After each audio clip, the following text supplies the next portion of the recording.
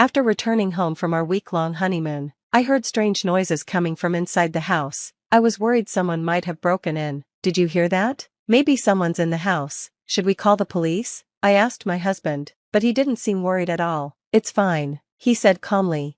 He walked inside while reassuring me, and I quickly followed him. To my surprise, I found my mother-in-law, Kelly, and sister-in-law, Jo, inside. I was relieved they weren't burglars, but I was confused about why they were there. Apparently, they offered to look after the house while we were away, so Alex gave them a key. I thought they would leave after we came back. It's getting late. Don't you think you should go home? I asked them. We just want to relax today, they replied. They didn't leave. Instead, they took over the living room and even started showering without asking. I thought they would leave the next day, but when I came home from work, they were still there. I couldn't take it anymore, so I asked Alex to tell them to leave. His response was, "We all live together now. If you don't like it, you can leave." He told me to leave instead, so I grabbed only the essentials and left. My name is Izzy, and I'm a 29-year-old magazine editor. I met my husband, Alex, 3 years ago, through a friend. I hadn't been in many relationships before him, but I liked his dependable, confident personality. He said I love you first, and after 3 years of dating, he proposed, and we got married. When we were looking for a house and wedding venue, he handled everything smoothly, and I really enjoyed living with him. But my mother-in-law, Kelly, and sister-in-law, Jo, were a constant problem. Alex's father passed away 10 years ago, so it was just Kelly and Jo, who's 27, in his family. I was nervous about getting along with them, especially since we didn't spend much time together before we got married, but after we got married, they started bothering me more. Kelly called me almost every day, asking for more money. "Can you give me a little extra allowance? I can't live on what you give me, just $200 more would help," she'd ask. I would tell her to ask Alex instead, since he handled the finances.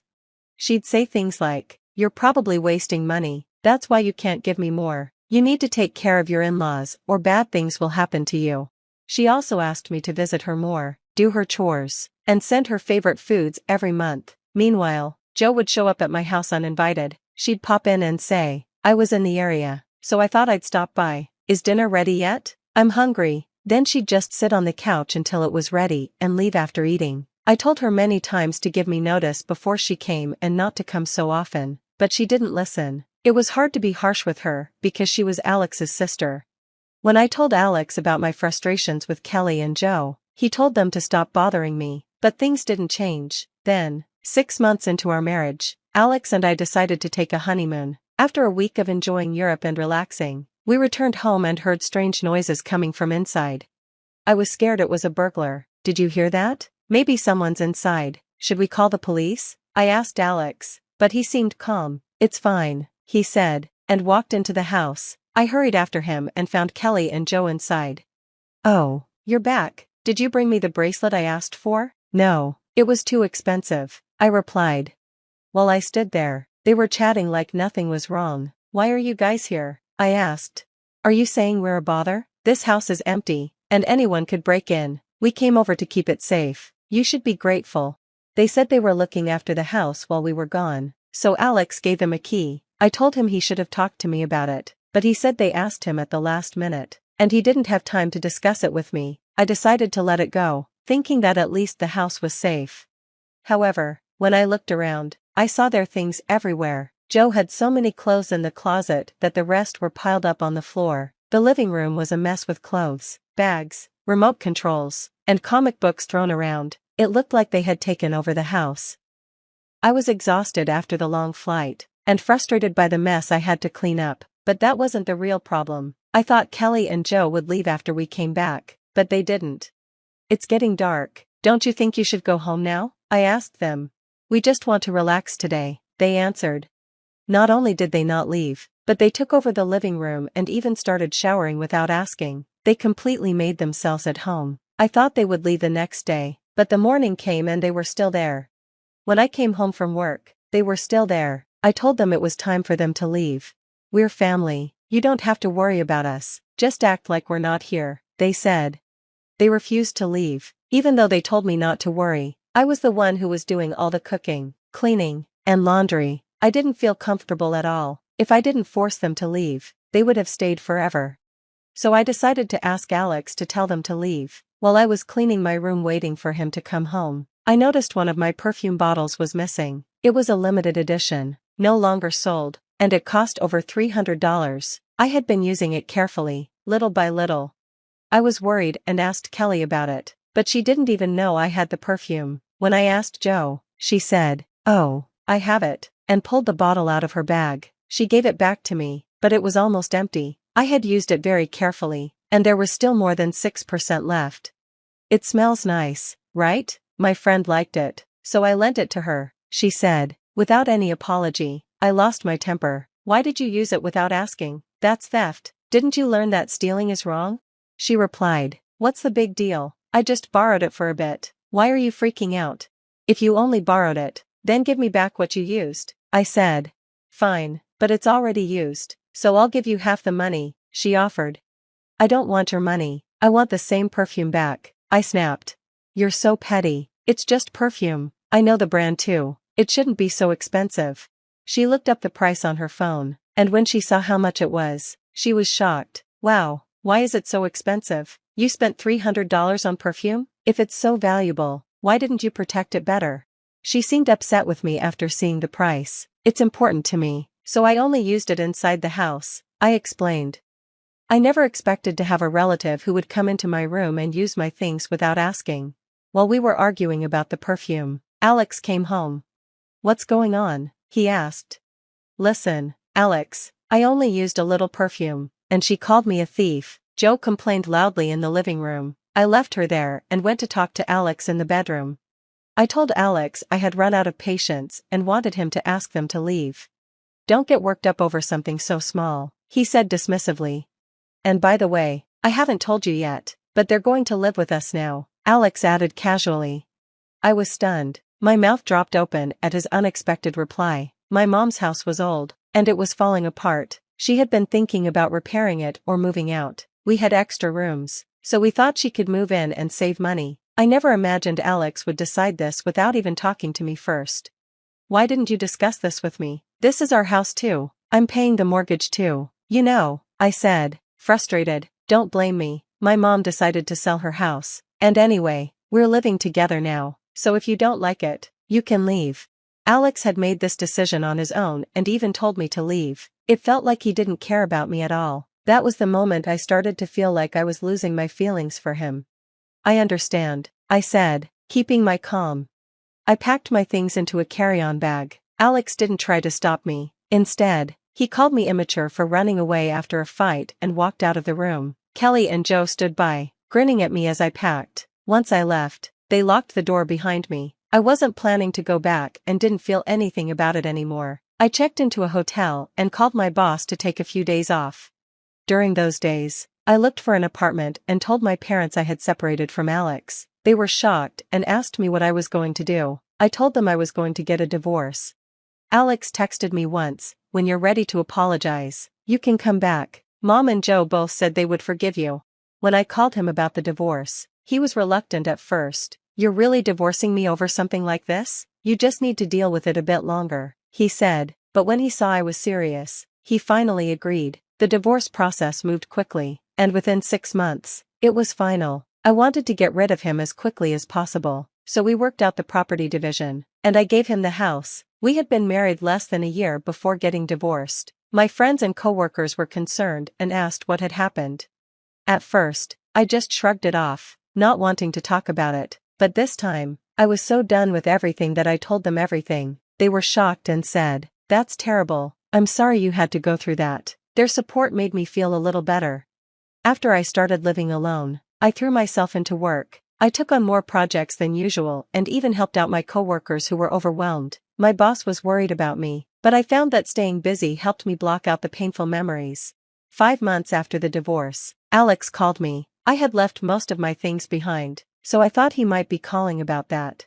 He started by asking what I was doing and if I was living alone. It seemed strange since he was usually direct. I didn't want to waste my time, so I asked him straight out what he wanted. He said he wanted to get back together. I had no intention of getting back with him, so I said, no, and tried to end the call.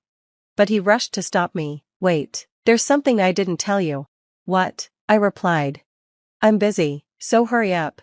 Can you lend me some money? I'm struggling to pay the mortgage.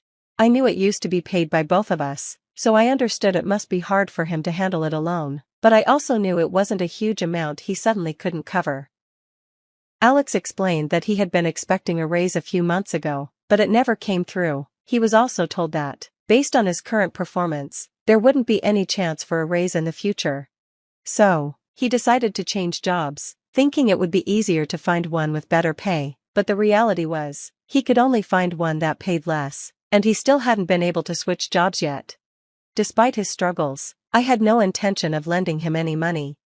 I told him not to contact me anymore. Then, he said something I wasn't expecting. You're still single, right? No one would want a divorcee who's getting older. You should come back to me. I just replied, no, thank you, and hung up the phone. At that moment, I couldn't understand how I had fallen for him in the first place. I felt so disappointed in my own judgment. After the divorce, both Alex and his family continued to bother me. I learned from their conversations that they believed Alex was making a good salary. They thought that because we bought a new house and had a big wedding, he was well off. But when Alex refused to increase their allowance, they started to blame me, thinking I was the one stopping him. When I left, they thought they could live a more comfortable life, but Alex's salary was much less than they had imagined. When they realized that their expectations were falling apart, they started calling me in a panic. They assumed men made more money than women, but in reality, my salary was higher than Alex's. I wanted to block them all, but I was worried Alex might show up at my workplace, so I answered his calls a few times. Every time, he complained about Kelly and Joe spending too much money. He said he had run out of savings and that they had started working part-time jobs, but they were still struggling because of their spending habits. It was always about money. I decided that the next time he called, I'd tell him I didn't have any money either, hoping that would make him stop.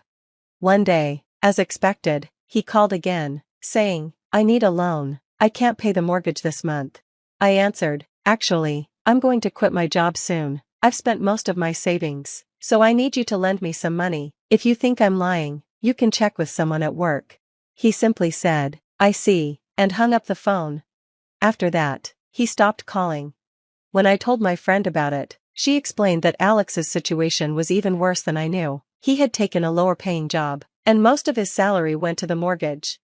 On top of that, Joe had gotten involved with the manager of her part-time job, who was married. His wife found out and filed a lawsuit against her. Joe initially claimed she didn't know he was married, but the evidence showed she was aware and still pursued him. The manager divorced his wife, and Joe had to pay a large compensation fee. She lost her job and her friends after the scandal became public.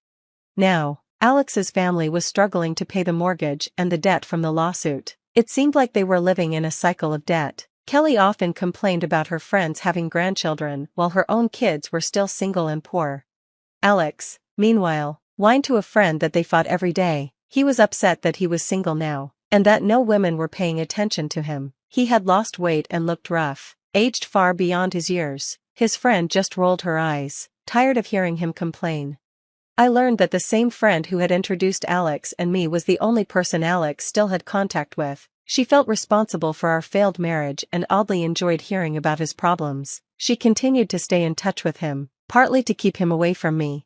As for me, I've been doing much better. I recently launched a web magazine with a friend from university. I left my old job and used most of my savings to start the company. It's a small startup, and I have to take on a lot of tasks myself, but I love the challenge. I used to be intimidated by starting new things, but after everything I've gone through, I'm much more confident in handling. It's gone, nowhere to be found.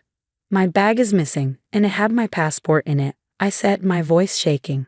Frantically searching, I looked up to see my mother-in-law, Olivia, watching me with a sardonic smile. It's what you deserve, she sneered. A foolish wife like you has been struck by divine retribution. We're heading back to America first. This is goodbye for you. With that, she burst into loud laughter. I realized then that entrusting my bag to Olivia was a mistake. Her actions plunged me into darkness. I am Madison, 30 years old, married to Mark for 3 years. We don't have kids yet but live a happy life in a town close to my in-laws' house. Even after getting married, I worked hard, dedicating my energy to both my job and household chores. My father-in-law passed away 5 years ago, and Olivia, living alone, often came to our house to complain about my housekeeping, which became a source of stress for me. Why don't you just give up being a working mother? You're not doing any significant job anyway. You can't work properly and your housekeeping is mediocre. It's sad for Mark. Supporting him properly is what a wife should do, she'd say, rubbing a finger across our floor. There's so much dust. It's disgusting, she sighed dramatically. As Olivia put it, I'm not great at housework. I admit that, but being accused of dust buildup was unfair. I cleaned every morning before work and cooked with our health in mind. Yet Olivia said whatever she liked. Belittling me was her way of stress relief. Honestly, every day was a struggle. Then Olivia suddenly wanted to go on a family trip with us. She invited us and Mark's sister's family too. My sister-in-law, Emma, like Mark, is very mild-mannered and we often visit each other's homes, so I had no issue with her. But the idea of traveling with Olivia made me uneasy. I frequently discussed Olivia's snide remarks with Mark, so I shared my apprehensions about the trip. Mom wants to go with us. Maybe she wants to create happy memories with you. It's a chance for you to get over your discomfort with Mom and build a more open relationship, Mark optimistically suggested. That's true. It's our first trip with your mom. Maybe we'll make great memories and break down barriers, I said, encouraged by Mark's kind smile. I decided to enjoy the trip. Olivia made all the plans, including the destination and itinerary, so we just matched our schedules. I wonder where Mom's planning to go. I hope it's not too expensive, I said. Then Mark casually mentioned, oh, she emailed saying we're going to Australia. I sighed at his words. My fears were confirmed. Olivia, unconcerned about our financial situation, chose an extravagant international destination. Well, can't help it. Mom chose it, so let's indulge her this time, Mark reasoned. Understanding his feelings, I somehow managed to fund the trip from our savings. Mark, Emma's husband, and I aligned our vacations with the trip, and all that was left was to depart. On the day, we safely arrived in Australia. The time flew by as we enjoyed the magnificent natural scenery and delicious food, and soon it was time to return home. It was a wonderful trip. I got so tanned, Olivia said, still excited and playful even at the airport. It was a truly fantastic experience, I agreed, but I had one lingering regret. What's wrong? You look down, Mark asked, looking into my face. Well, it's not a big deal, but I couldn't get as close to your mom as I'd hoped. We barely talked since we never had a moment alone during the trip, I explained. Mark put his hand on my shoulder, saying don't worry too much. We all had fun and enjoyed our time together. And that's what matters. He smiled reassuringly. Thinking maybe I was overthinking it, I followed the others. It's pretty crowded here. I should use the restroom before we board, Olivia said and then turned to me. Madison, hold my bags for me, will you? Everyone, leave your bags with her, and let's go together. She left me with her heavy luggage and hurried off. I wanted to go to the restroom too. Seeing this, Emma said, sorry Madison, I'll take over when I'm back. Just wait for me. Not too long after they left, Olivia returned alone. That was quick, I said, surprised. It was empty. Now, where did you put my bags? She looked around. It's over there. I pointed at her luggage by her feet. Why is my expensive bag on the floor? I handed it to you so you wouldn't put it down. How could you be so careless? She picked it up and clutched it protectively. But it was heavy, and I was holding everyone else's bags too, I protested. Enough. You really lack consideration. Why don't you just use the restroom too? I'll be kind and watch your bags. Just leave them on the floor. Your cheap bag is fine there, she said arrogantly. Thank you. I'll be right back. I left my bag on the floor and headed to the restroom, only to find a long line. Emma came out and asked, Madison, what about the bags? I let Mark's mom watch them so I could come here, but it's really crowded. This might take a while. Olivia said it was empty, but maybe I just had bad timing, I explained. Finally, when I came out, Emma was waiting for me. I didn't want to get lost, so I thought I'd go back with you, she said. I'm directionally challenged, so I was grateful Emma waited. When we got back, Olivia was standing alone, and the men seemed to be elsewhere. Thanks for watching the bags, I said, looking where I left mine. But that's strange. My bag was nowhere to be seen. I'm sure I left it here. I checked all the bags, but only mine was missing. My bag's gone, but you were here the whole time, right, mother-in-law? Your bag? I don't know. Maybe it was never here. Olivia replied, her tone dismissive. No, I definitely left it here, right in front of you, I insisted. Olivia snorted. I didn't see anything. Don't blame me. I was sure I left it there because Olivia told me to. What should I do? My passport was in the bag. As I panicked, Olivia sneered with a sarcastic smile. Maybe this is payback for how you treated my bag, throwing it on the floor. A terrible wife like you deserves to be punished by not returning to America. I don't have time to deal with you. You're on your own. We're leaving without you. She laughed mockingly. I was filled with anger at Olivia's cold words. This wasn't just my problem. My bag had everyone's passports in it. Without it, none of us could go back to America. Olivia's face froze upon hearing this. What? Why on earth do you have everyone's passports? She grabbed my arm, raising her voice. Emma, who had been listening to our conversation, anxiously explained to Olivia. Since we had a lot of luggage, we were worried about losing the passports. So Mark was managing them. You must have forgotten because you were too excited. Mom. Hearing this, Olivia retorted. Was that so? I was busy and forgot. But why were the passports with you and not Mark? That's strange, she accused me. Mark had too much luggage to carry, so I've been keeping them since we left the hotel, I replied. Olivia, with veins throbbing on her temples, said, Why didn't you say something so important? I had no idea your bag had everyone's passports. I would have kept an eye on it if I knew. I couldn't believe her words. What do you mean? You took your eyes off my bag. Earlier you said you didn't know about it. So was my bag stolen? Emma, looking pale, confronted Olivia. Mom, explain what happened. Was Madison's bag really stolen? Olivia snorted. How would I know if it was stolen? It was just gone when I noticed. Olivia stood there, arms crossed, unapologetically. I can't believe it. That's so irresponsible. Then Mark and the others returned, noticing our troubled expressions. What's wrong? Any trouble? He asked, concerned. After I explained everything, Mark sighed, looking at Olivia. This is urgent. We need to search for the bag right away. Mark and I exchanged a look of agreement. I definitely left it here, Olivia. You told me to put it there, remember? I pointed to the corner where all our luggage was placed. It took us about 15 minutes to return from the restroom. It must have been taken during that time. Olivia, where were you standing? I asked. I was right here the whole time watching the bags. I wouldn't wander off from everyone's important luggage, but your bag was on the edge, out of my sight. I'm only human. I can't be perfect. She turned away. Let's file a theft report and check the surveillance cameras. The thief might still be nearby. We should act fast. Mark started to approach airport personnel. Olivia grabbed his arm. Wait a minute. Filing a theft report sounds drastic. It's more realistic and quicker to just get the passports reissued. Mark shook off her hand. Either way, we need a theft report from the police to prevent passport misuse. Then we'll proceed with reissuing them back at the embassy. But there's still a chance we could get the bag back, so we need to check the surveillance cameras to see who took it. Agreeing with Mark, Emma said, That's right, brother. We should act quickly.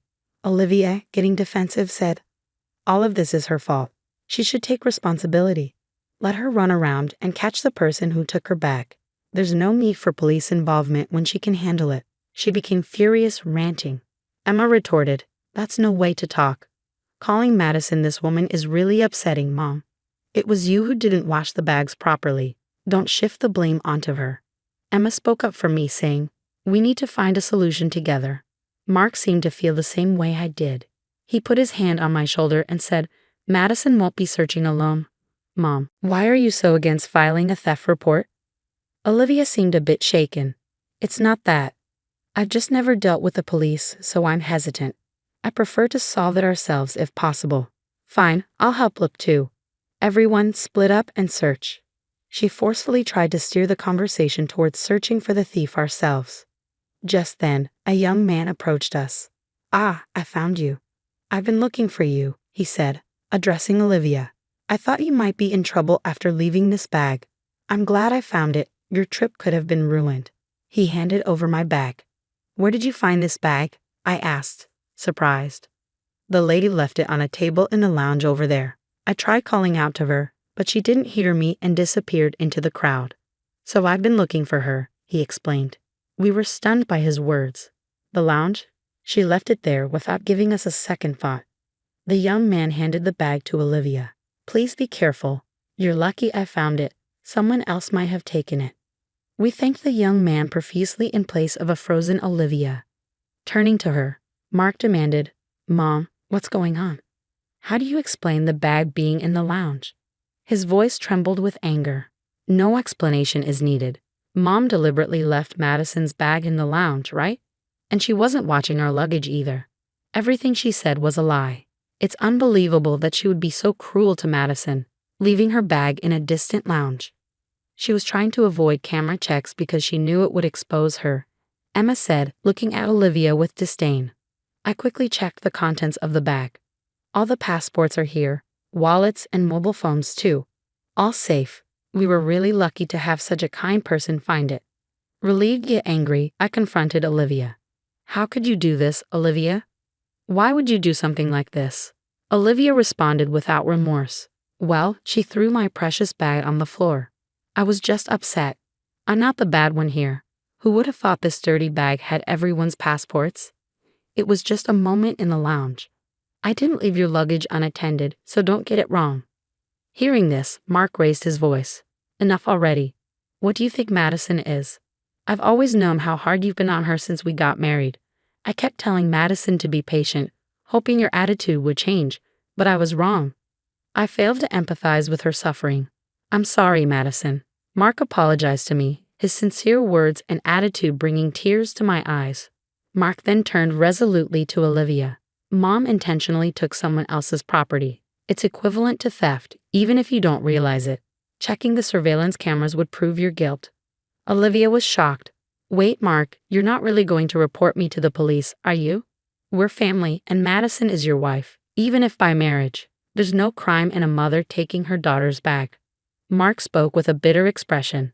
That's ridiculous, Mom. You should be apologizing to Madison first. Trying to escape the situation without admitting your fault and using family as an excuse is embarrassing as your son. We won't report to the police, but we're cutting ties with you. Don't show your face to me and Madison again. We'll take a different flight home. He took my hand. Wait, hold on. You can't just decide this all of a sudden. I don't accept this. Please think it over. I'm begging you. I'll apologize. Forgive me, Olivia pleaded, clinging to Mark's feet. Mom, this is disgraceful. Stop it, Emma said, pulling her away. Emma and her husband forcibly took a crying Olivia away, leaving Mark and me alone. Are you sure about this, Mark? Cutting ties with your mom? I asked, concerned. This is for the best. You're the most important person to me. I'm sorry for not protecting you until now, he said, smiling and embracing me. We managed to get on a different flight home, returning to our normal life, but without Olivia. Emma also decided to keep her distance from Olivia. We moved far away from the in-laws' house, completely cutting off contact with Olivia. Likely Olivia is living alone, shunned by Emma too. Half a year after the Australia trip, I found out I was pregnant, but Olivia will never know or meet this child. In this peaceful town without Olivia, we'll walk towards our future. My only wish is for me, Mark, and our baby to live happily. Mom, I'm sorry. I've been thinking I might need to drop out of college. I just can't afford it anymore. What do you mean? Shouldn't you be able to get by with $3,000 a month? Isn't what I send you enough? Wait, Mom, you've never sent me anything, have you? Her shocking words hit me like a punch. I was sure I'd been sending her money every month. There was only one explanation for this. Anger started to boil up within me. My name is Beatrix. I lost my husband early and have been raising my daughter Anita all by myself. Our life together has always been a stretch. I never had time or money to worry about my appearance. Did I look so miserable? Occasionally, my mother-in-law would look at me with disdain. Beatrix, can't you at least try to improve your stuff a little? Your hair, your clothes, you look well. A bit shabby. I'm sorry, I'll try to do better. It hurt to be criticized, but she was right. I had no choice but to accept her words. I never let myself get angry or snap back at her. In the spring of a certain year, my daughter Anita was accepted to her dream college. It was a far commute from home, so she decided to live on her own. Anita, I'll do my best to send you money, so you have to do your best to study. Don't push yourself too hard. Remember, your health comes first. Mom, that's my line. I'll work part-time too. Don't worry about sending you money. Her thoughtful words filled my heart. Anita had grown up to be such a kind child, even though our life had been tough compared to her friends and other families. I wanted to support Anita and make her college life as fulfilling as possible. I didn't want her to worry about money, so I worked harder than ever before. $3,000 a month, that was my goal. If I could send her that much, she wouldn't have to work a part-time job. My mother-in-law noticed my efforts and spoke to me. So you're sending money to Anita. Can you really afford it? I hope it doesn't mean less for us. You know we rely on your support. I had always been grateful to my father-in-law when he was alive, and after his death, I continued to support my in-laws out of gratitude. Don't worry, I've taken on more jobs, so I'll still be able to give you your share. Oh, I see. That's fine then. After losing my husband, my income was unstable, and I guess my mother-in-law was worried. I understood her concern, so I never thought about reducing my contribution to my in-laws. Supporting my in-laws and sending money to Anita, it was more than $3,000 in total. Still, I managed to send it all, even if it meant cutting back on my own food and clothing expenses. Working all day and night was tough, but the messages from Anita always encouraged me. Mom, I've made friends. Mom, there's this weird professor, but the class is so interesting. Mom, I didn't do well in class today and got scolded, but I'll keep trying. Reading such innocent messages from Anita, I could sense she was enjoying her college life. Any exhaustion I felt just blew away. I felt proud of myself, believing that my hard work was for her happiness. But over time, messages from Anita became less and less frequent. A few months later, her cheerful messages had stopped completely. Whenever I reached out with worry, she would only respond with a short, "I'm okay." Could it be that she was having so much fun at college that she had forgotten about her mother? Or maybe she had found a boyfriend and was focusing only on him. One day, when I was brooding over such thoughts, suddenly my phone rang. It was Anita. "Hello, Anita. What's up? You called suddenly." It was unusual for her to call.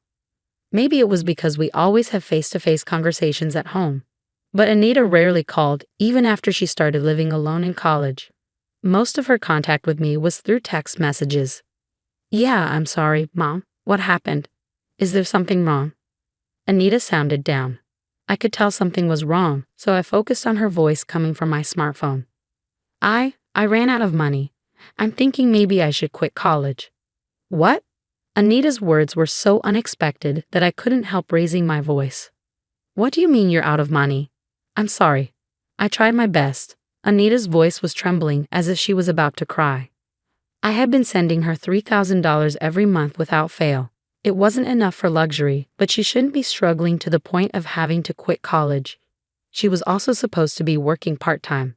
I never imagined that she would say she was out of money. Could she have gotten involved with some bad friends and skipped studying to spend all her money? I thought about it for a moment, then shook my head. That's not like Anita. "Anita, it's okay. Take a deep breath and tell me what happened." "Yeah, I was trying to make ends meet with rent, groceries, and what I made from my part-time job. I had to dip into my savings and now that's all gone too. I'm sorry, Mom. I'm really sorry."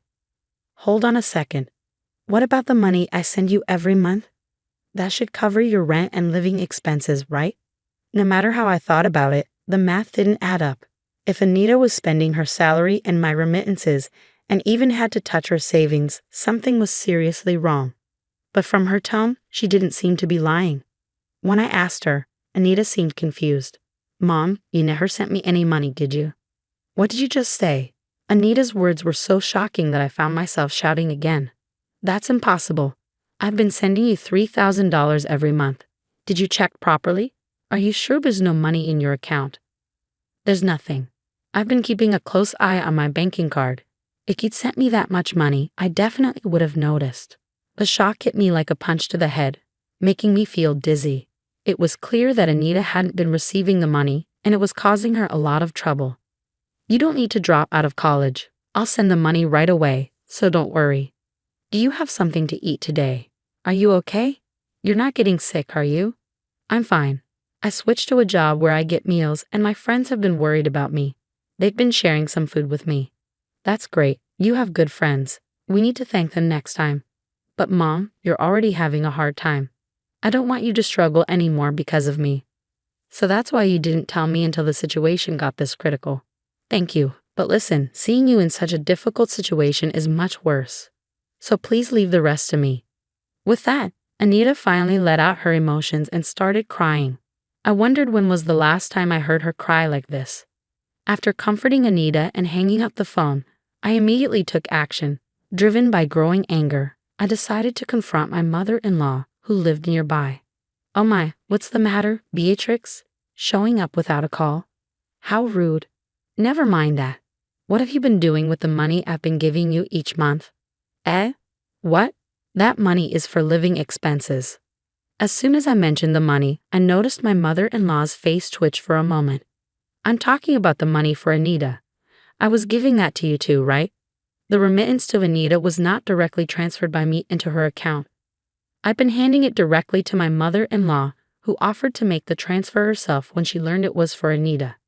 So I have been giving you an additional $3,000 for Anita's remittance. I would have declined if it was only about transferring the money, but there was a reason I didn't. That's because she said, I want to contribute to my granddaughter too. That's what you said, right? I trusted you and gave you the money, but what do you mean you didn't transfer it? My mother-in-law had convinced me with that. Even though she was getting money from me, I thought it was her kindness toward Anita and trusted her. What are you talking about? I've been transferring money to Anita's account every month. Yes, I have. Please stop lying so blatantly. Anita has told me that she never received any transfers. Oh my, for her to lie like that, what kind of child is she? Beatrix, maybe it's your parenting that's the problem. Excuse me? Hearing my own daughter being called a liar made me feel a rush of blood to my head. But if I lost my temper and forgot myself here, it would play right into her hands. I told myself to calm down, took a deep breath, and spoke again. Anita doesn't lie. If you insist on this, show me the bank statements where you made the transfers. I threw those away a long time ago. Listen, by checking Anita's account history, it's easy to see whether you really transferred the money or not. Even after knowing this, are you still going to call Anita a liar? Anyone could think of this, but when I said this, my mother-in-law seemed at a loss for words. She huffed again, muttering stubbornly under her breath. So persistent. I took a deep breath and said, if you insist that you transferred the money, we should let the police investigate. What? The police? The mention of the police made her previously defiant face turn pale. The police? Isn't that a bit dramatic? It's not. This is about money. You said you transferred it, but it didn't show up. That sounds like a crime to me. We need to get it properly investigated. I don't think we need to go that far. Well, then I'll contact them now. No, stop. I was wrong. As I pretended to call the police, she lunged to snatch the phone from my hands. She missed and stumbled, then fell down and started crying. I never expected the mere mention of the police to have such an effect. In reality, I wasn't sure if the police would do anything in a situation like this where it was obvious that a family member was involved. But the word police itself seemed to weigh heavily on her. Despite her sobbing, I felt nothing. Anita, who had tried so hard not to cry, was the one who had suffered. According to her subsequent confession, she had always loved shopping. She probably had a shopping addiction, although she didn't seem to realize it. She told me tearfully about how her husband had once cut up her credit cards and how difficult it was for her.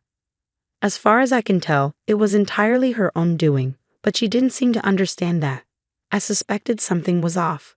My mother-in-law kept getting the same amount of money even after he passed away, but I started getting requests for money earlier than expected. That never happened when he was around because he never gave me any money. When I went grocery shopping, he would check all the receipts, and I had to return every cent of the change. Can you believe that? It was awful. I felt so pitiful. I couldn't begin to understand what she thought was pitiful and didn't bother trying. In other words, when her husband was alive, he managed the household finances and kept her from having any extra money. When he was gone, I finally had some money. I started buying things I couldn't afford before, and well, I fell a little short. Then you mentioned sending money to Anita. So you took Anita's money. Do you realize that's theft? Theft? That sounds so awful. I was just borrowing it. borrowing it with no intention of returning it? Anita suffered because of your selfishness. She's young. She can handle it. Caught off guard by her incomprehensible retort, I was at a loss for words. I've been deprived for so long. I couldn't buy anything I wanted, couldn't even go out to eat or travel. I had such a hard life. Young people can work and play as much as they want, so why shouldn't I take some money? I stood there speechless, staring at my mother-in-law as she cried and screamed. All I could think was that I had trusted this person. My father-in-law had done me many favors, but now that I think about it, I can't recall my mother-in-law ever being kind to me. However, when Anita was still a little girl, my mother-in-law did buy her various things, so I thought she was expressing affection for Anita in her own way, and I was relieved. Looking back, I suspect all that shopping was just to satisfy her own desires. I failed to see that and caused Anita unnecessary suffering. Such a gentle child. I can never regret it enough. Mother-in-law, no, Evelyn. I intentionally called her by her first name. I didn't want to think of her as my mother, even if it was just in-law. I cannot forgive you. After that, I sought free legal advice and did everything I could to recover the money, but you can't take from a person who has nothing. However, I had a trump card. Before my father-in-law passed away, he left me a will giving me the rights to his property. At that time, I wondered why he left it to me, but now I guess he might have been worried about his wife's reckless behavior. Naturally, my mother-in-law demanded that I renounce the inheritance, but I firmly refused. I want to praise my past self for standing firm despite being severely criticized as a greedy daughter-in-law. No matter what they say, I felt that I couldn't disregard my father-in-law's feelings. I didn't know the reason or the circumstances, but maybe I felt something. So technically, the house and the land are mine, and my mother-in-law is just living there rent-free. I decided to sell the house. That meant the parasitic mother-in-law living there was in the way, so I contacted her parents. This contact information was secretly given to me by my father-in-law, just in case. I really admire his foresight. That's why it's such a shame he didn't have a good eye for women. I knew that my mother-in-law had always hated her own family, but the reason became clear when I contacted them. They were a traditional farming family with strong tendencies toward male chauvinism. A stranger like me called, and they listened with a suspicious attitude, but they gladly agreed to take in my mother-in-law. It seemed like they wanted free labor. The conversation progressed quickly, and one day, out of the blue, her family came to pick her up, an event that my mother-in-law couldn't have predicted. I'll never forget the color draining from her face when I took her brother, who came to pick her up, to her house. Now, my mother-in-law is doing tough farm work under strict supervision. She can't even go shopping at the supermarket, let alone squander money, and she seems to be living a life without touching money at all. Due to the stress, she seems to have aged quickly and is working every day as a wrinkled, frail, ghost-like figure with white hair. Looking at the recent bank statement of the money I just transferred to Anita, I smiled, thinking that if I saw her at night, I might scream. The house sold easily. It wasn't in a particularly good location, but once I decided I was okay with selling it for a low price, a buyer came forward immediately. The amount was enough to recoup the money wasted by my mother-in-law. I used that money without hesitation for my living expenses, and I sent Anita the money I earned from working. It's all money, but somehow the money I got from selling the house feels tainted, and I didn't like that. I've transferred this month's money just now. With that thought, I quickly texted Anita. Even if I hadn't transferred the money, as long as I had communicated that I had sent it to Anita, she wouldn't have discovered the mistake so late. I regret now for neglecting such simple communication due to my busy schedule. The reply came swiftly. Got it. The message, full of Anita's usual energy, was accompanied by a string of cute emojis. She checked so quickly. But these days, it seems you can easily check your bank balance on your mobile phone. I don't understand it at all, so I can only admire the adaptability of the young. Since then, Anita started sending messages frequently again. With the money reliably reaching her, her life must have become stable. It's clear from her texts that she's energetically continuing college without quitting. While I was feeling pleased, another message arrived from Anita. Looking at it, my eyes widened and I broke into a grin. Mom, there's someone I want you to meet. I didn't expect this day to come. It was all worth it. I can't sit around. I need to prepare something good. I changed my plan and headed to a high-end supermarket I don't usually go to. Since I no longer have to send money to my mother-in-law, there's a bit more wiggle room in my life. I've even been able to quit a few of the jobs I was juggling. I wonder what kind of food my daughter's partner likes.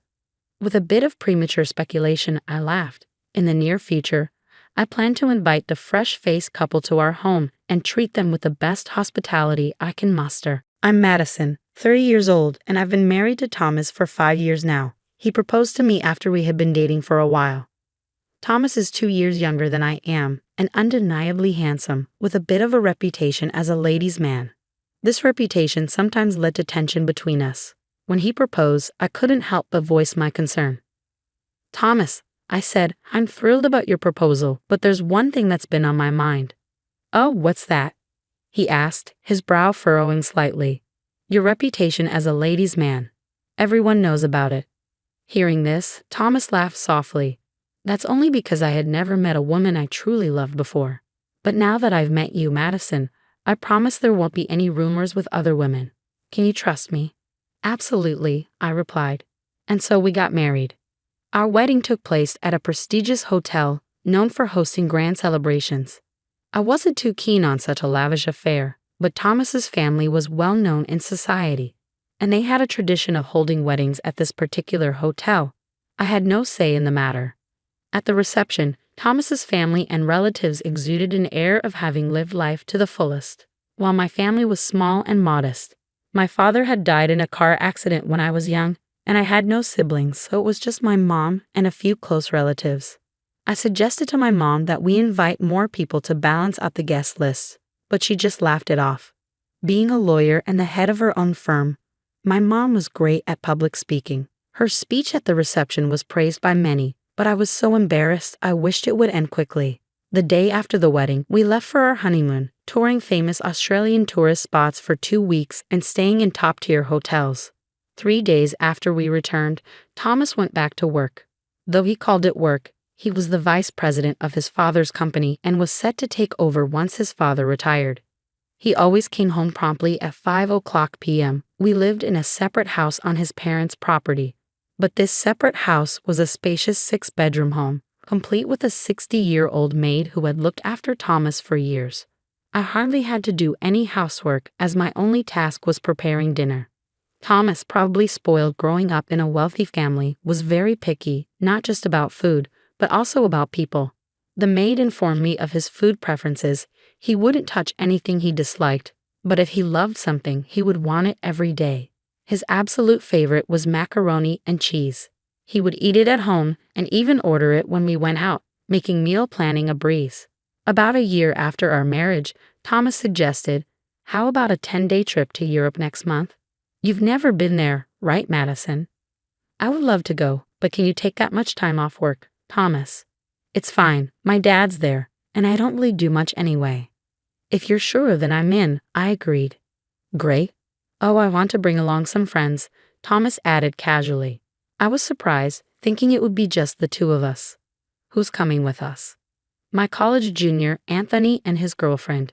Anthony might even be more handsome than me, and his girlfriend is so cute. I'm quite envious." Thomas laughed. I felt a bit uneasy about another woman joining us. "Another woman is coming."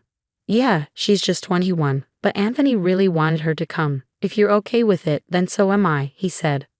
Little did I know, this trip would mark the beginning of the end for Thomas and me. The next month, we flew to England. Everything in Europe was new and exciting, and I couldn't stop taking photos on my phone. While Thomas didn't talk much to Anthony, he was very kind to Anthony's girlfriend, Brittany. Once, when Thomas went to the restroom, I struck up a conversation with Anthony. "You're Thomas's junior from college, right?" For some reason, Anthony hesitated before replying, "Ah, yes, I am." I laughed at his response. "You're funny, Anthony. You seem nervous." "No, not at all," he said, but just then, Thomas returned and saw us talking. "Madison, what's going on? What are you telling Anthony?" Thomas asked, his tone sharp. "We were just chatting." "Why? Is it wrong for me to talk to Anthony?"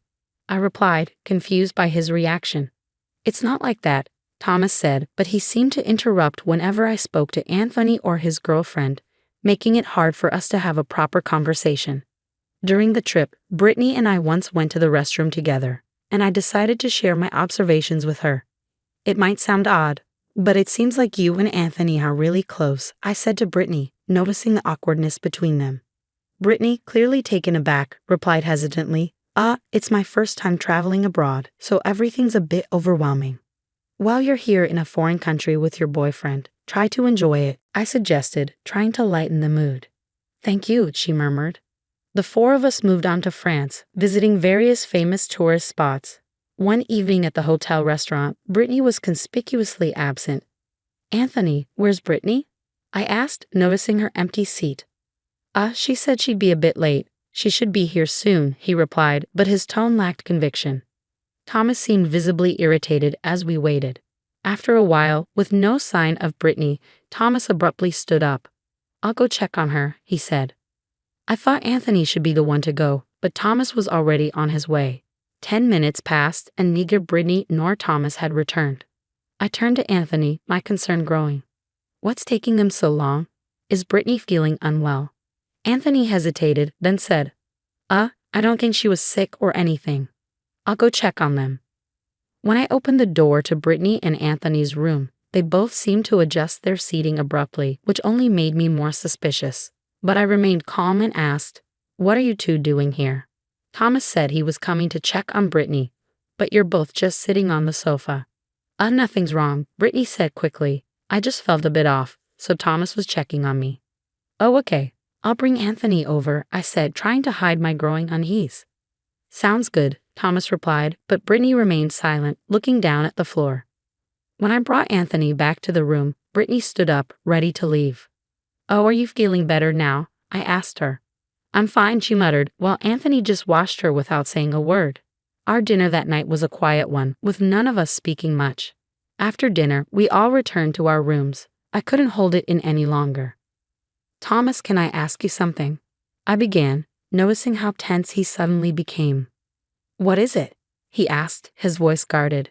What's the deal between you and Brittany? Oh, what do you mean? She's just Anthony's girlfriend, he replied, trying to sound casual. It doesn't seem like they're close at all, I pointed out. They're both just quiet people, he said dismissively. It doesn't seem like they're just quiet. It's like they're not talking at all. You're overthinking things, Madison. Am I? When you were in Brittany's room earlier, and I opened the door, you both seemed startled and adjusted your seating. Enough. If you keep this up, you'll ruin our trip, Thomas snapped, cutting me off. After that, I didn't press the issue further, but my suspicions only grew. The next day, while we were touring, Thomas and Brittany suddenly disappeared. I searched frantically, but I couldn't find them anywhere. Anthony seemed to be looking too, but he didn't appear genuinely concerned. After about 2 hours, Thomas and Brittany reappeared. Thomas, where were you? Where were you, Madison? Brittany and I were looking for you. I was searching everywhere. Anthony didn't seem too worried, though. Well, what can I say? Thomas replied evasively. Brittany, where were you? I asked, hoping for a straight answer. Brittany just slipped down and didn't respond. Brittany was with me, looking for you and Anthony, Thomas said. Is that true, Brittany? I asked, turning to her. She gave a slight nod, but I wasn't convinced. Still, I didn't push further. From then on, Thomas stayed close. But he barely spoke to me for the rest of our European trip. Even when I tried to initiate a conversation, his responses were dismissive. The day after we returned, Thomas took a day off from work, claiming he was tired. You've had a long vacation. Shouldn't you go to work? I asked. He replied with a sleepy face, Oh, I'm good. That moment made me realize how irresponsible he was about his job. The following Friday, just after 5:00 p.m., Thomas called me. I won't be coming home tonight, he said bluntly. Hold on, why? I asked, alarmed. You don't need to know every detail, he replied coldly. You're my husband, Thomas. Of course I have the right to know, I insisted. But he hung up without another word. I was sure it had something to do with another woman, probably Brittany. The next day, Saturday afternoon, Thomas returned home with a lawyer. Without any preamble, the lawyer said, You owe $50,000 in compensation for adultery. Thomas smirked and added, Just pay up. I was dumbfounded. Why was this lawyer making such a claim? As I stood there in shock, the lawyer handed me his business card and left with Thomas. Thomas, if you're leaving, at least explain. I called after him, but he left without a word. I gathered myself and called my mom, using the number on the card. Mom, are you free? What happened? This lawyer hired by Thomas just came and demanded $50,000, claiming I committed adultery. I'm so confused. Did you? She asked. Of course not. Then don't worry. But he's a lawyer, Mom. Who is he? I looked at the card again and was shocked to see the name of Mom's law firm written on it. He was a lawyer who belonged there. Mom, he's from your law firm. Who? She asked. I told her the name, and she replied, that man is always taking on dubious cases. Can you ask him to drop the case? He might, but Thomas will just hire someone else. What should I do? After a pause, Mom said, I'll handle this for you. Thank you, Mom. I'll look into it too. Later, Mom called me back. I figured it all out. Thomas is a terrible man. I'll teach him a lesson, she said, revealing Thomas's devious plans. He had always been a ladies' man, but this was beyond anything I had expected. But maybe I was wrong to marry him. You did nothing wrong, Madison. So you're okay with divorcing him? Absolutely. Let's call Thomas and set up a meeting. You'll come too, right? Of course. I need to give him a piece of my mind. And make sure his lawyer comes too. I will. I called Thomas and told him we needed to discuss things and to set a date with his lawyer. Misunderstanding my intent, he said, Oh, finally ready to pay the settlement. I'm all for that discussion. I'll check with my lawyer and call you back. Even though Thomas wasn't short of money, he seemed eager to get the divorce settlement over with. The next day, Thomas called, and we agreed to meet the following Saturday at 2 p.m. Come Saturday, my mom and I went to Thomas's house, where he and his lawyer awaited us. His lawyer arrived a bit late and seemed taken aback upon seeing my mom. Mom addressed the lawyer. Good to see you're still taking on cases without proper research. No, not at all. I always do thorough research before accepting a case. Really? Then can you provide evidence of Madison's alleged affair? The lawyer, realizing he was cornered, remained silent. Thomas, frustrated, said, Come on, lawyer, I'm paying you a premium for this. I wasn't informed that the opposing party would be represented by the head of my firm. The lawyer mumbled, clearly rattled. To our surprise, the lawyer quickly excused himself and left. Watching him go, Mom sighed. He's always been like that. I'll have to let him go. Thomas looked defeated. Confronted by Mom for evidence of my supposed affair, he went pale and confessed. I'm sorry. I made up the story about Madison's affair. I wanted to be with Brittany and lied impulsively. So Brittany was your affair? I asked, feeling the sting of betrayal. Yes, but I found out something about her, Thomas admitted, his voice trembling. She's living with a boyfriend. They're not married, but he doesn't work and gambles all day. Really? I replied, stunned. Yes, and I suspect they might be after your money, he added, looking devastated. Hearing this, Thomas broke down. Seeing him cry, I felt a pang of sorrow but held back my tears. Through his sobs, Thomas looked up at me. Madison, I'm truly sorry. I wish we could start over. I was furious. How dare you? After having an affair, you want to get back with me? Thomas, you have no choice but to divorce me. Thomas, overwhelmed, sobbed uncontrollably. Why did you bring Brittany on our European trip? It's unthinkable to bring an affair on a trip with your wife. I didn't want to, but Brittany insisted. She had never been to Europe, and I gave in. So you both were making fun of me. I never intended to mock you, but I understand why you would feel that way. Was Anthony Brittany's fake boyfriend? Yes, he's an employee at my company. He was thrilled to go to Europe on a work trip and share a room with a young woman. Your company will surely go bankrupt with you as CEO, I remarked coldly. Thomas had no reply. Thomas will proceed with the divorce, I said firmly. He remained silent, face down. Last time you demanded $50,000 from me. Now I'm asking for $500,000. You can afford it, right? Thank you for your time. We'll be in touch. Mom and I left Thomas's house and returned home. I turned to her. Thanks for everything, Mom. It's my job, she said with a smile. I'll send you the bill. Mom laughed. 3 months later, I officially divorced Thomas, who promptly paid the settlement I demanded. Later, I heard that Thomas, still infatuated with Brittany, went to her house. Her boyfriend was home, and after a chase, caught Thomas outside a nearby store and beat him up, landing Thomas in a hospital for 2 months. Brittany reportedly watched and laughed. Now, I'm in a new relationship and being cautious to avoid past mistakes. My new boyfriend is a kind lawyer from my mom's firm. Don't you dare interfere, outsider. If you can't hand over your entire salary to me, then leave. What? I'm the daughter of this house, and you're just an outsider. If you agree to give me your salary every month, I might let you stay. Otherwise, get out. I was dumbfounded by the harsh words spat out by my sister-in-law, Arlene. After 10 years of caring for my mother-in-law, Lexi, it was absurd to be treated like this by Arlene, who did nothing but laze around. Still, I believed in the bond I had with Lexi and simply responded, I understand, before leaving the house. But I knew Arlene's way wouldn't work forever.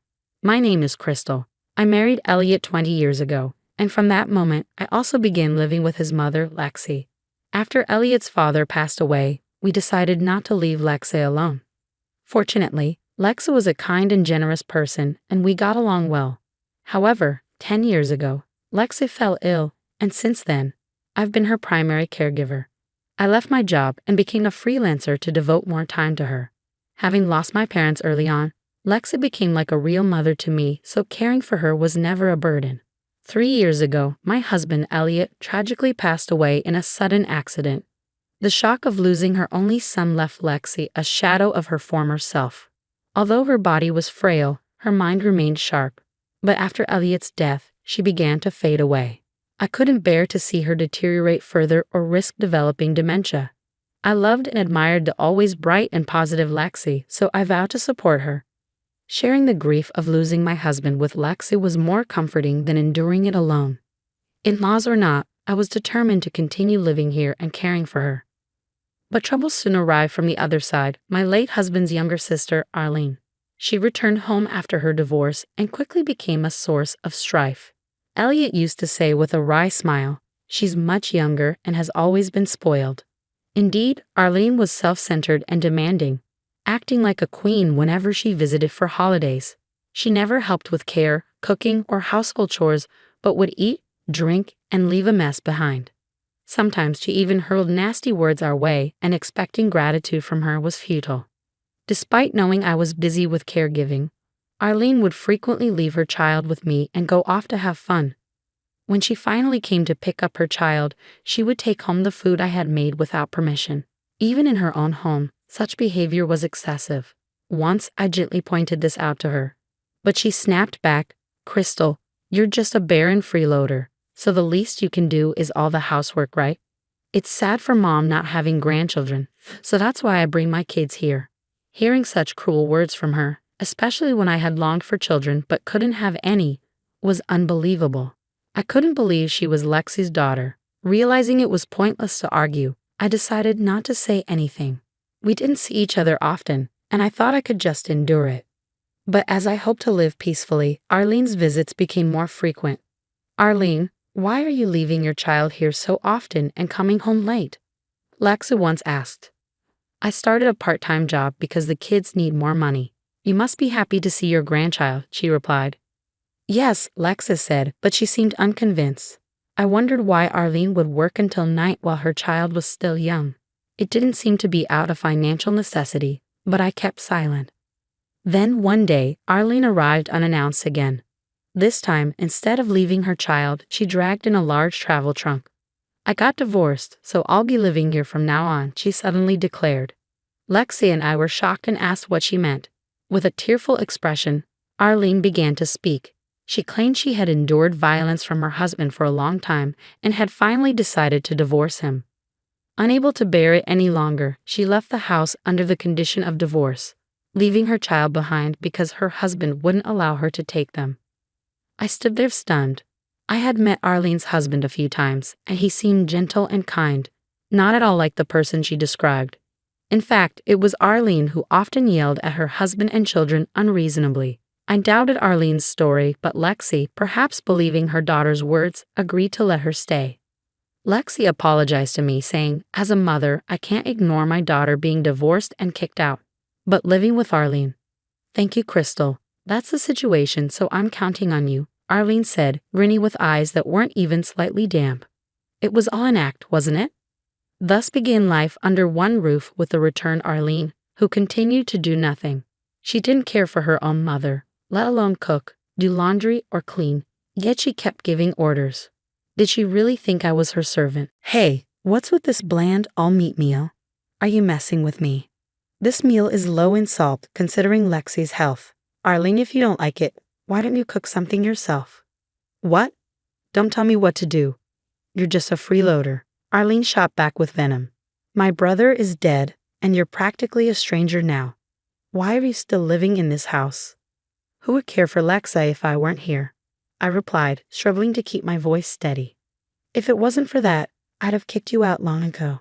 The peaceful days of living with Lexi seemed like a distant memory. Day by day, the stress of dealing with Arlene grew, but I made sure Lexi never noticed. One day, Lexi spoke up.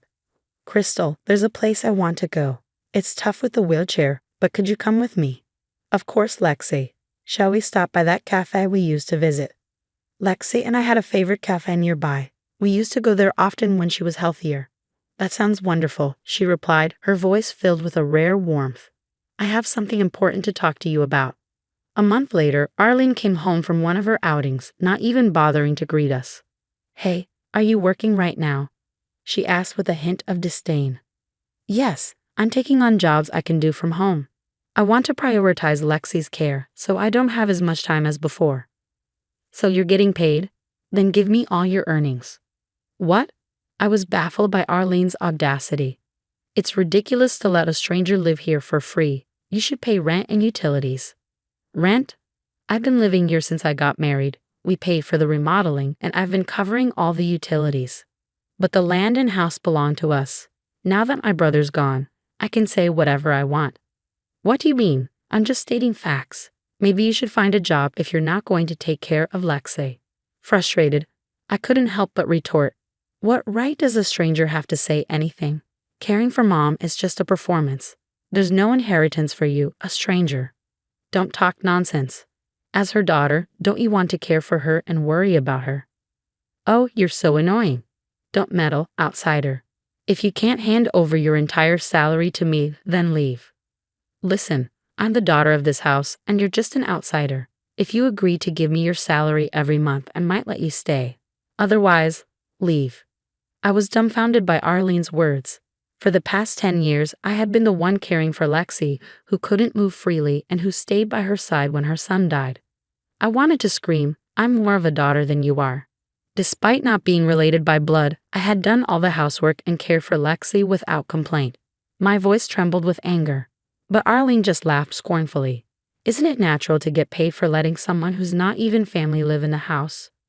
You must be after the inheritance. All right, if that's how it is, I'll leave. Huh, so you can't pay me the salary? What about Mom's care? Promise me you'll take care of that properly. Yeah, I got it. Stop nagging. You know the helper you've been using, right?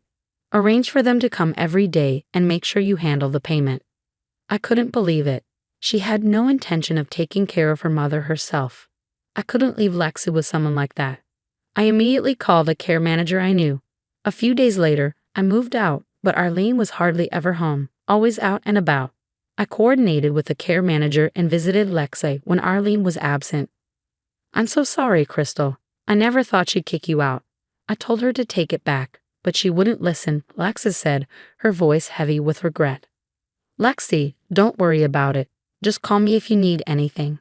Then suddenly, the end came.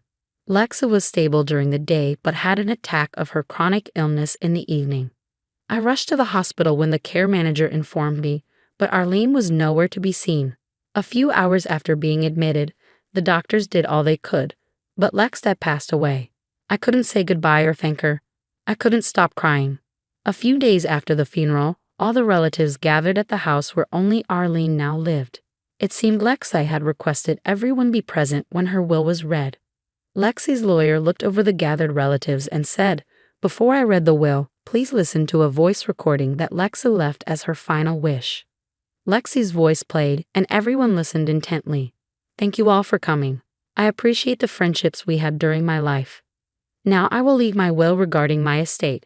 It's not a large amount, but I wanted no troubles, so I requested all my relatives to be present. To my daughter Arlene, I leave $100,000. She did nothing to help care for her parent, but she's divorced with a young child.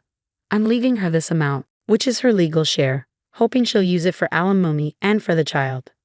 What legal share? It's not the full amount. Arlene exclaimed loudly, and the relatives began to murmur. Arlene's divorced. She hasn't shown her face at family gatherings in years. Alimony? She doesn't even have custody of her child. Wasn't it Elliot's wife who took care of everything? She stayed and cared even after he died, someone whispered. Arlene's face turned red, her clenched fists trembling with anger. What do you mean? She demanded. Lexi's voice continued, oblivious to Arlene's fury. Some of you may be surprised to hear of Arlene's divorce. The reason was her infidelity. The relatives gasped, and Arlene's face changed color. Why would you mention that? She muttered. Instead of protecting her family by taking care of me, she neglected her child and ran around with her lover. Her husband caught her and divorced her, taking custody. Honestly, I didn't want to leave Arlene a single dollar, but she's always been greedy and would claim her rights. So to not trouble the other heirs, I'm only leaving her half of the legal inheritance. Please use it properly to pay the alimony and for the benefit of the grandchild. The room was filled with shock. Hearing Lexi's voice was both comforting and devastating to me. And to you, Crystal, Lexa continued, her tone softening. Thank you for marrying my son and for everything you've done since. I loved your honesty and kindness.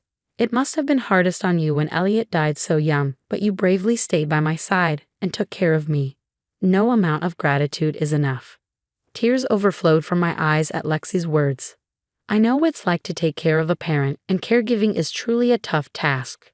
You did it without a single complaint, without accepting any money, and always with a smile. Crystal, I am leaving you the same amount of $100,000 as my daughter, as well as our house and land. You are free to sell or rent the house, but I'd be happy if you remembered the days we spent together here. Lexi, I couldn't take it anymore. I started crying like a child. I could never be grateful enough. She treated me like her real mother, having lost my own parents early. To all my relatives, thank you for everything. My last wish, My last wish is for you to watch over my son's widow, Crystal, who will now be alone. Ensure she lives a bright and strong life. That's all. Lexi's voice echoed through the room. All I could hear around me were sobs. I couldn't stop my own tears either. Only Arlene was screaming loudly in such a situation. This is ridiculous. Such a will is invalid. Are you some kind of fake lawyer? She shouted. If you have doubts, we can meet in court. I'll appear as the opposing lawyer, and you'll see I'm legitimate, the lawyer calmly replied. That woman was just my brother's wife, a stranger. I'm the real daughter. It's absurd she gets the same amount and the house too.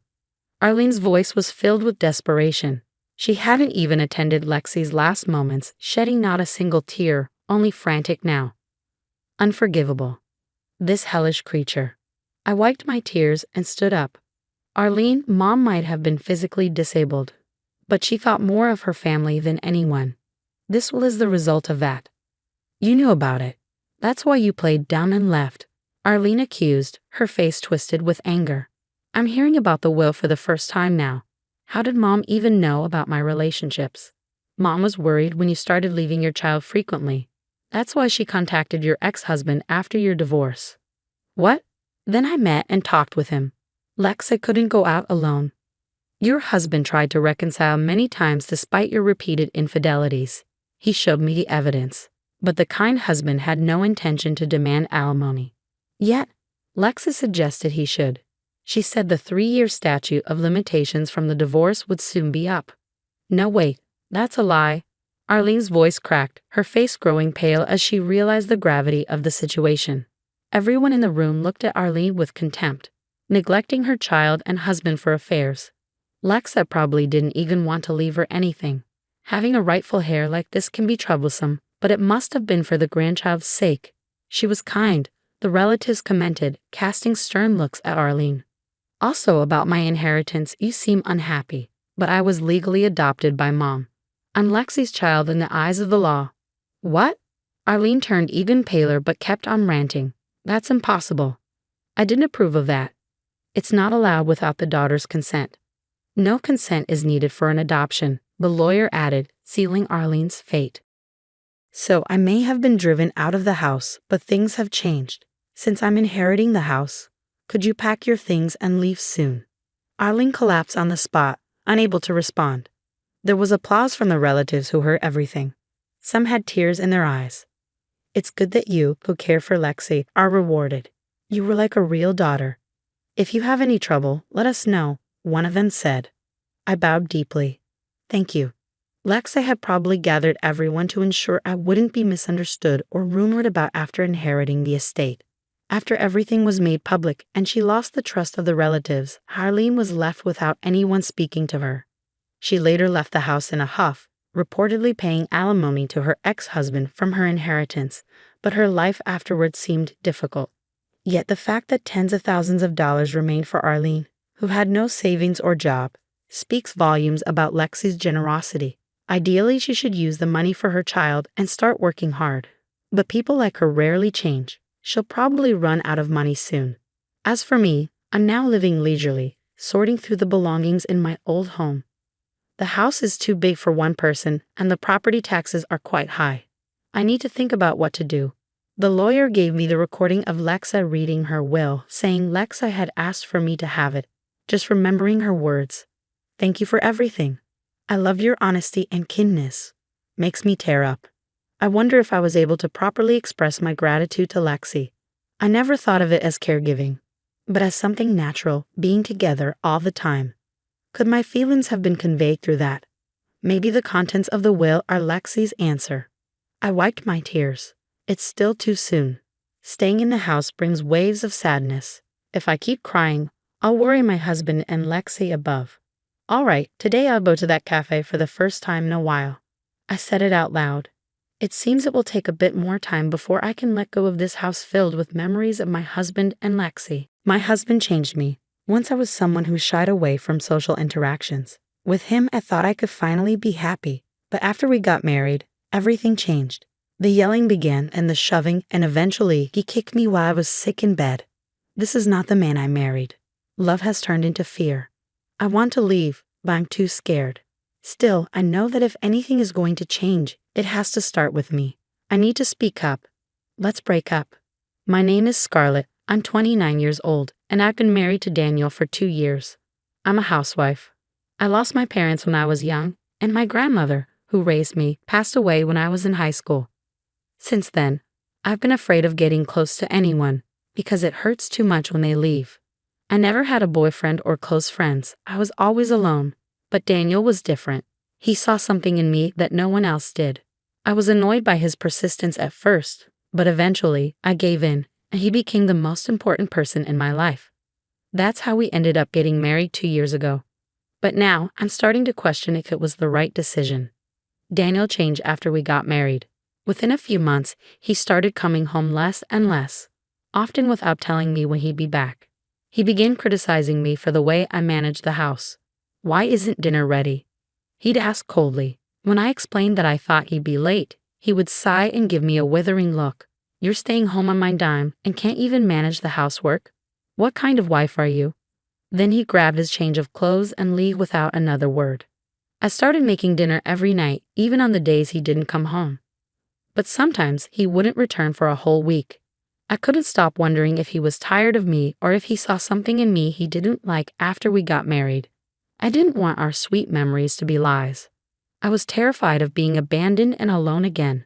My mind was a mess, and after 6 months of living like this, I decided that something had to change. I didn't want to be a burden on Daniel, and honestly, we were hardly even a married couple anymore. When Daniel finally came home, I asked him if he was considering a divorce. To my surprise, he looked shocked. That's not it, Scarlett. I've just been busy with work. I'm sorry for being cold lately. Please don't talk like that, he said, panic in his voice, and hugged me for the first time in months. I felt guilty for not considering how hard he was working. But if he didn't communicate, how could I understand his struggles? I asked him to keep me in the loop moving forward, to talk to me when something was bothering him. Of course I promise, he said. Seeing Daniel smile brought me relief for the first time in a while. For a moment, our troubles seemed like a bad dream and life returned to normal. Even though there were still days when Daniel didn't come home, he kept me updated, and just that alone started to make me happy again. However, a year after we got married, on our wedding anniversary, Daniel stood me up. He never showed up at the restaurant we had reserved. I was heartbroken, especially since it was our anniversary. I never thought he'd cancel. Of course, it was because of work. I tried to be understanding, but it still hurt. I wish he would have told me sooner. When Daniel finally came home the day after our anniversary and I told him how I felt, he glared at me. "Why would you say something like that? Don't you see how hard I'm working?" I do appreciate how hard he works, but I wanted him to prioritize our anniversary. When I expressed this, Daniel knocked the food off the table, shattering the dish. The sound echoed through the room. "You're so selfish. Are you sure you're not just after my money?" he shouted. Daniel's mother, Olivia, founded her own company where Daniel and his brother work. Many have pegged Daniel as the future CEO, and he had warned me before that gold diggers had targeted him in the past. "The only one who really loves me is Scarlett," he once told me with a smile. And honestly, I've never once thought about his family's wealth. When I told him this, Daniel looked at me with disbelief. "Then get a job. You've got too much free time if you're complaining about me. You do it if you really love me, right?" Would getting a job really solve this issue? I hesitated, but ultimately, I nodded. I didn't want Daniel to think I was with him for his money. And more than anything, I didn't want him to leave me. I began to question my sanity, convinced that Daniel's anger was my fault. So I found a full-time job, hoping that if I kept the house tidy before and after work, Daniel wouldn't complain. One day, Olivia contacted me. "Scarlett, I heard you're working now. What happened? Weren't you planning to quit after getting married?" she asked. I forced a smile and said I had time to spare. Olivia had always been kind to me since the moment we met. She was a busy CEO, yet she always checked in on me. I vividly remember the time we went shopping right after the wedding. She looked at me like I was a dream come true. Daniel used to have a sister who tragically passed away, and maybe that's why Olivia is so kind to me. "Reach out if you're ever in trouble," she once said, her kind words nearly bringing me to tears. I never knew my parents, but I imagine this is how it feels to have a mother. Thinking about it warms my heart a little. I didn't want to cause any trouble for Olivia. Supporting her son Daniel was my role after all. But that was easier said than done, especially when Daniel hardly ever came home. Since I started working, he stopped handing over any money to me. We were getting by, but I couldn't help but wonder if this was okay.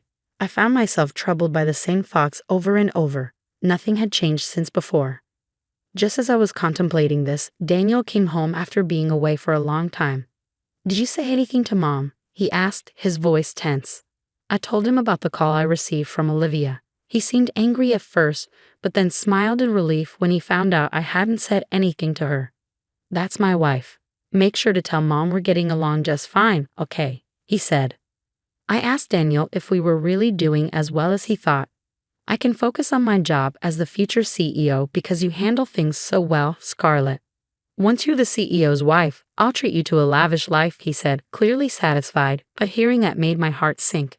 I never wanted to be a CEO's wife. I just wanted to build a happy home with Daniel. That was enough for me. As I said this, I felt a sharp pain on my cheek. Daniel had slapped me. "How dare you say that when I'm working so hard? I married you, so just listen to me," he snarled. This wasn't the Daniel I knew. Tears started to flow, which only seemed to anger him more. "Wake me up when dinner's ready," he said, storming off to the bedroom. I made dinner while crying that night, eating a tasteless meal in silence with Daniel. Things went downhill from there. Daniel started coming home more often. Perhaps Olivia had said something, but he was cold as ice to me. I thought about leaving him, but I didn't know if he would agree to a divorce. And what if he hit me again? Ever since that day, Daniel would poke or lightly kick me, and I found myself flinching whenever he raised his voice or hand. He even made me quit my job, even though it was his idea for me to work in the first place. Was it just to torment me? I had no idea what Daniel wanted from me. My sole focus every day was to avoid getting yelled at by Daniel. Amidst all this, Daniel invited me to Olivia's birthday party. "There will be a lot of people there, so don't embarrass me. Get your hair done and wear something appropriate," he instructed. Despite everything, I was looking forward to a break. Seeing Olivia would give me the strength to get through the days. But my luck ran out. I came down with a high fever on the day of Olivia's birthday. My temperature was 103 degrees, and it might even go higher. "I can't go to your parents' house," I told Daniel. As expected, Daniel yelled at me. "How could you get sick at a time like this? You're useless," he shouted.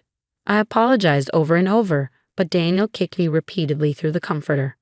"I'm going ahead. Get ready and come to my parents' house," he ordered, insisting I attend despite my fever. I murmured that I couldn't go, but Daniel ignored me and left the house. If I didn't go, who knew what he'd do to me next? Desperate, I put on makeup, fixed my hair, and got ready. But every move was slow, and my foggy head made everything take too long. Before I knew it, over an hour had passed since Daniel left. Daniel called to rush me, annoyed that I hadn't arrived yet. "Get it together. Come to the celebration now. Are you trying to embarrass me?" he snapped. I quickly called a taxi and arrived at the in-laws' house, hoping this would prevent more scolding. But when I got there, the relatives and guests looked at me in disbelief. "Scarlett, what are you wearing?" Even Olivia, who noticed me, looked puzzled. I caught my reflection in a full-length mirror in the house. My makeup and hair were a mess. The word disheveled didn't even begin to describe how I looked. I apologized to Olivia, who gave me a cold stare, and she sighed in disbelief. "Scarlett, you should break up with Daniel," she said. To my surprise, Daniel chimed in cheerfully. "Come on, Mom, give her a break. She just overslept. She didn't even remember it was your birthday." I bowed my head at his unhelpful comment, and then a loud slap resonated through the room. I looked up to see that Olivia had slapped Daniel. "Why?" Daniel asked, his face a mix of disbelief and anger. "Daniel, did you force Scarlett to come even though she's clearly unwell? Is that how a person should act?" Olivia demanded, her voice firm and disappointed. Daniel tried to argue back. Daniel was slapped on the other cheek before he could speak. Olivia, her face set with determination, said, "I have evidence that you're having an affair. Shall we talk about it?" She took Daniel into the study, and I was led to the guest room by my brother-in-law, Andrew, to rest. Exhaustion and medication soon sent me into a deep sleep. When I woke up, it was nighttime. Daniel sat in submission, and Olivia looked exasperated. Olivia quickly filled me in on what had happened. Daniel had been dating someone even before our marriage and had plans to marry her. However, Daniel's ex had a kleptomania issue and had stolen from Olivia during a visit to their home. Naturally, Olivia banned her from the house and made it clear they wouldn't support Daniel if he married her. That's why Daniel chose me as a cover-up. He thought I resembled his late sister, hoping Olivia would like me and, in turn, approve of him. Olivia didn't elaborate further, but I suspected that Daniel also saw my docile nature as an opportunity to manipulate me. Daniel planned to break up with you after he became CEO. I've only met Scarlett a few times a year, but she seemed less lively each time. That's why I investigated, Olivia said, her voice tinged with sorrow. I'm really sorry about Daniel. Suddenly, everything made sense. Daniel had never loved me from the start. Surprisingly, I felt more relieved than sad because I had already been contemplating leaving. Love had turned into fear after all the shouting and abuse. Olivia, I'm leaving him, I said firmly. Olivia nodded. Daniel, you'd better pay the alimony properly in court. Sign these divorce papers and this pledge. She demanded $50,000 in alimony and that I quit my job. Daniel was in disbelief as I tried to process the possibility of losing my job. Turning to me for help, he pleaded through tears, I really loved you, Scarlett. I was just meeting my ex because she's relentless. I didn't know what she'd do if I didn't. Trust me. But his tears weren't for me. I still had the bruise from that morning. I could easily get a medical report and file charges, I warned him. Sign the papers if you don't want to be sued. Olivia, unaware of the physical abuse, burst into tears and began hitting Daniel. You're a terrible person. Don't ever come back home. We're done, she yelled. Andrew stepped in, and Daniel, sobbing, signed the papers. If he regretted it so much, he shouldn't have done it in the first place, I thought. I wondered if I also had a part in this for putting up with it for so long. Watching Daniel cry, I vowed never to neglect my own feelings again. After the divorce, I focused on moving and job hunting. It was a hectic time, But Andrew helped me find a new place, and Olivia even referred me to a job. I was being pampered, really. I managed to find a job in my previous field and recently received a job offer based on merit after a proper interview, not connections. Ever since, Olivia has been a bit overprotective, which worries me a little. But starting a new job while adjusting to a new lifestyle is bound to be challenging. Still, I feel more satisfied and secure than anxious. About a year after the divorce, I ran into Daniel loitering near my workplace. He looked awful, his clothes were dirty, and he lacked the energy he once had. Long story short, he had been dumped by his girlfriend and wanted to get back together with me. I couldn't help but laugh. I then showed him my right hand, where a new ring sparkled. "I've been dating your brother recently. I'm not sure about marriage yet, but I do know he's a much better person than you. Plus, he's next in line to be CEO." Daniel had always arrogantly assumed he would take over the family business, but Olivia never considered him a suitable successor.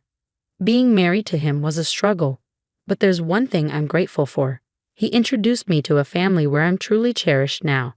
With a smile, I conveyed this to Daniel. He collapsed on the spot, falling to his knees and sobbing. That was the moment I felt truly glad to have left him. While I still can't contemplate marriage due to my history with Daniel, I've decided to trust those who supported me during my toughest times. From now on, I'll live being true to my feelings. Lately, something seemed off with my mom, who lives alone. The first thought that crossed my mind was Alzheimer's.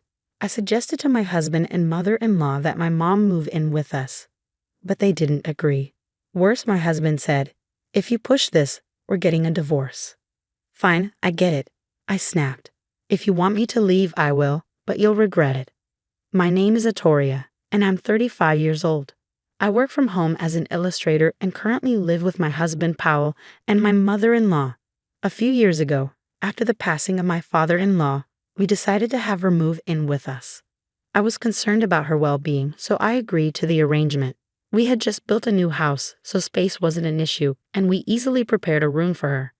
However, Powell doesn't earn much, and we couldn't afford the house on our own, so my mom helped us financially. My mother-in-law seemed thrilled about the decision, especially since Powell is her only son. After losing her husband, she began to smile more and seemed to regain her spirit within a few months. But that peace didn't last long. About 6 months into our living arrangement, she started picking on me. One morning, after eating the breakfast I had prepared, she sighed heavily. This tastes terrible." "Atoria, why do you keep serving me such salty food? What's your intention?" "I'm sorry, I tasted it before serving," I replied, trying to stay calm. "I don't want to hear excuses. Are you trying to send me to an early grave with all this salt?" "No, I didn't mean to." "And another thing," she interrupted, "why are you always hiding in your room? You should be doing the housework." "But I'm working right now," I protested. "Work? Sitting at your computer and drawing isn't work. How is that a job?" "This is my job. Yes, I draw, but it's not just for fun," I explained, feeling frustrated. "Don't talk back to me. If you do, I'll tell Powell you're neglecting your duties." That's not true, but that was just the beginning. She even started asking me for money. "Just $500, Atoria," she would say. I can't afford that right now." "Stingy, aren't you? Aren't you earning money with your computer?" she sneered. It was so cheeky of her to mention my earnings only when she wanted money. In the end, I gave in and handed her the cash. This went on for a while, and as my work suffered, my frustration grew. I couldn't take it anymore and decided to talk to Powell. "Hey, Powell, can we talk?" I asked hesitantly. "What?" "I just got back from work, and I'm tired," he replied, clearly annoyed. "I'm sorry, but can we do something about your mom? She interrupts my work daily, complains about the chores, and even asks for money. I can't get any work done, and it's really stressing me out." He looked at me with annoyance and responded sarcastically, "You know, you don't have to consult me about every little thing." "What?" I was taken aback. "When mom acts like that, it means you're not doing your job as a wife right. It's your fault. Besides, she's a housewife. Why can't you just give her some spending money willingly?" "Wait a minute. I do all the housework, and why should I be the one giving her money?" "Because if you were doing the housework properly, she wouldn't be upset. Understand that. Think of the money as a token of gratitude, a fee for her guidance on your poor housekeeping. That's not.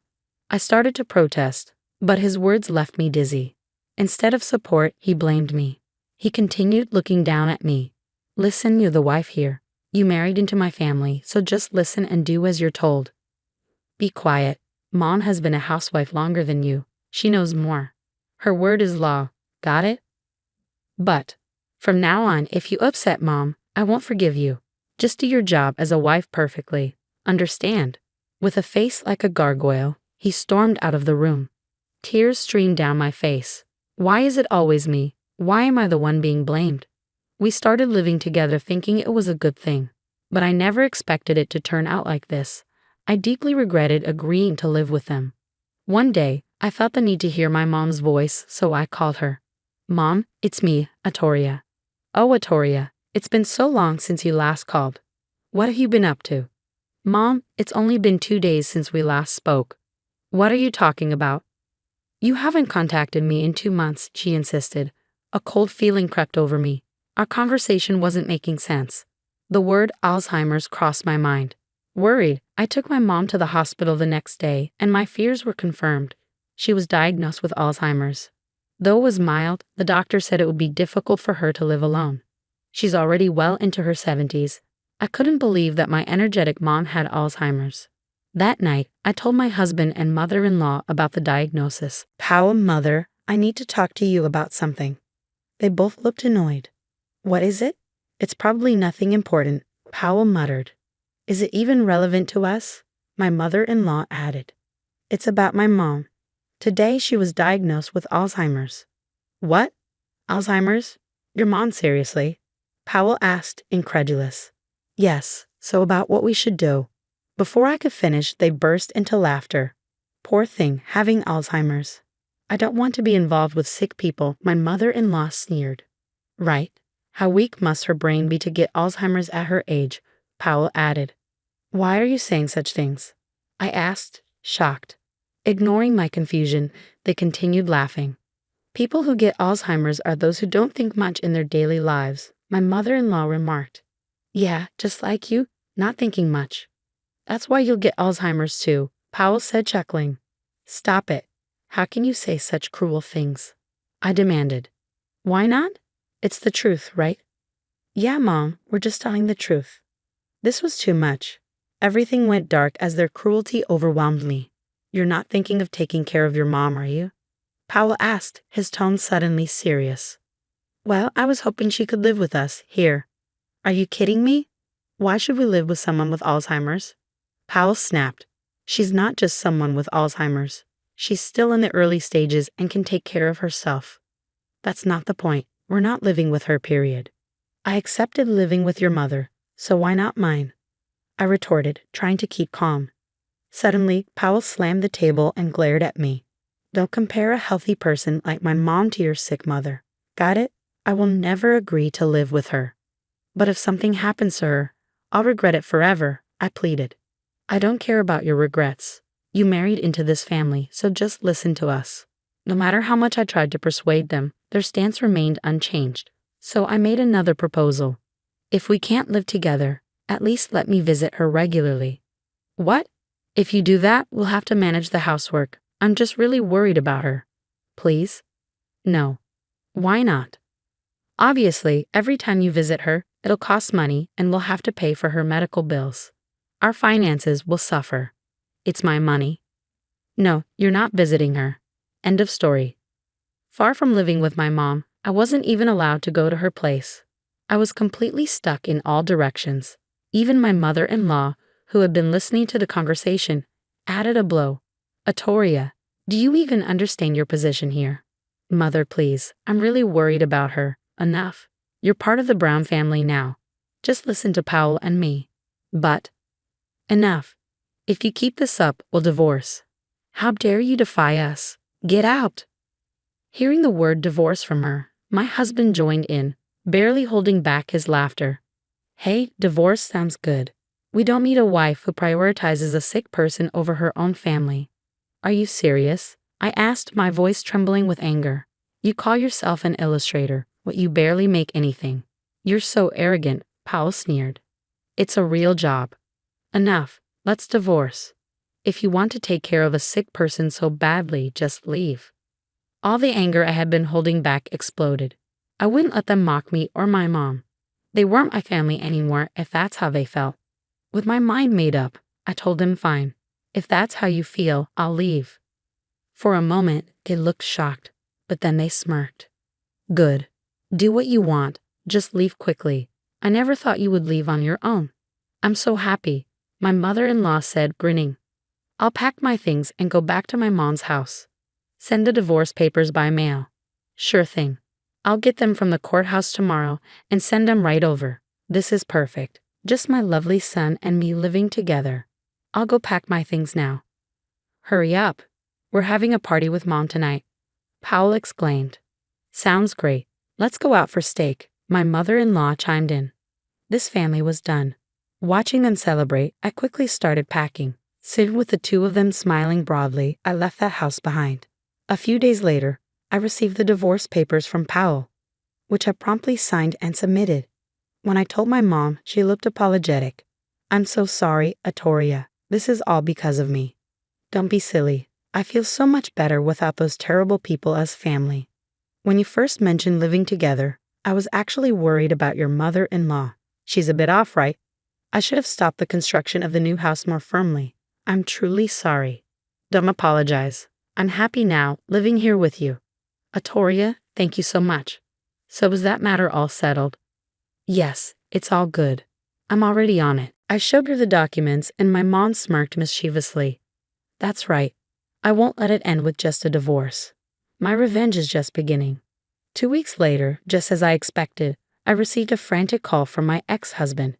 Hey, what the hell are you thinking? What do you mean? I asked, playing innocent. You know exactly what I mean. I got the house sale documents. You sent them, didn't you? Yes, I did. It's all written there. Any problems? Don't play games with me, selling our house. I'll never allow it. The first thing I did after divorcing my husband was sell the house we lived in with his mother. He seemed to have forgotten about the time we built the house. And now he was angry and feeling betrayed. Why can't you sell that house? It's ours. Ours? Really? It's marital property.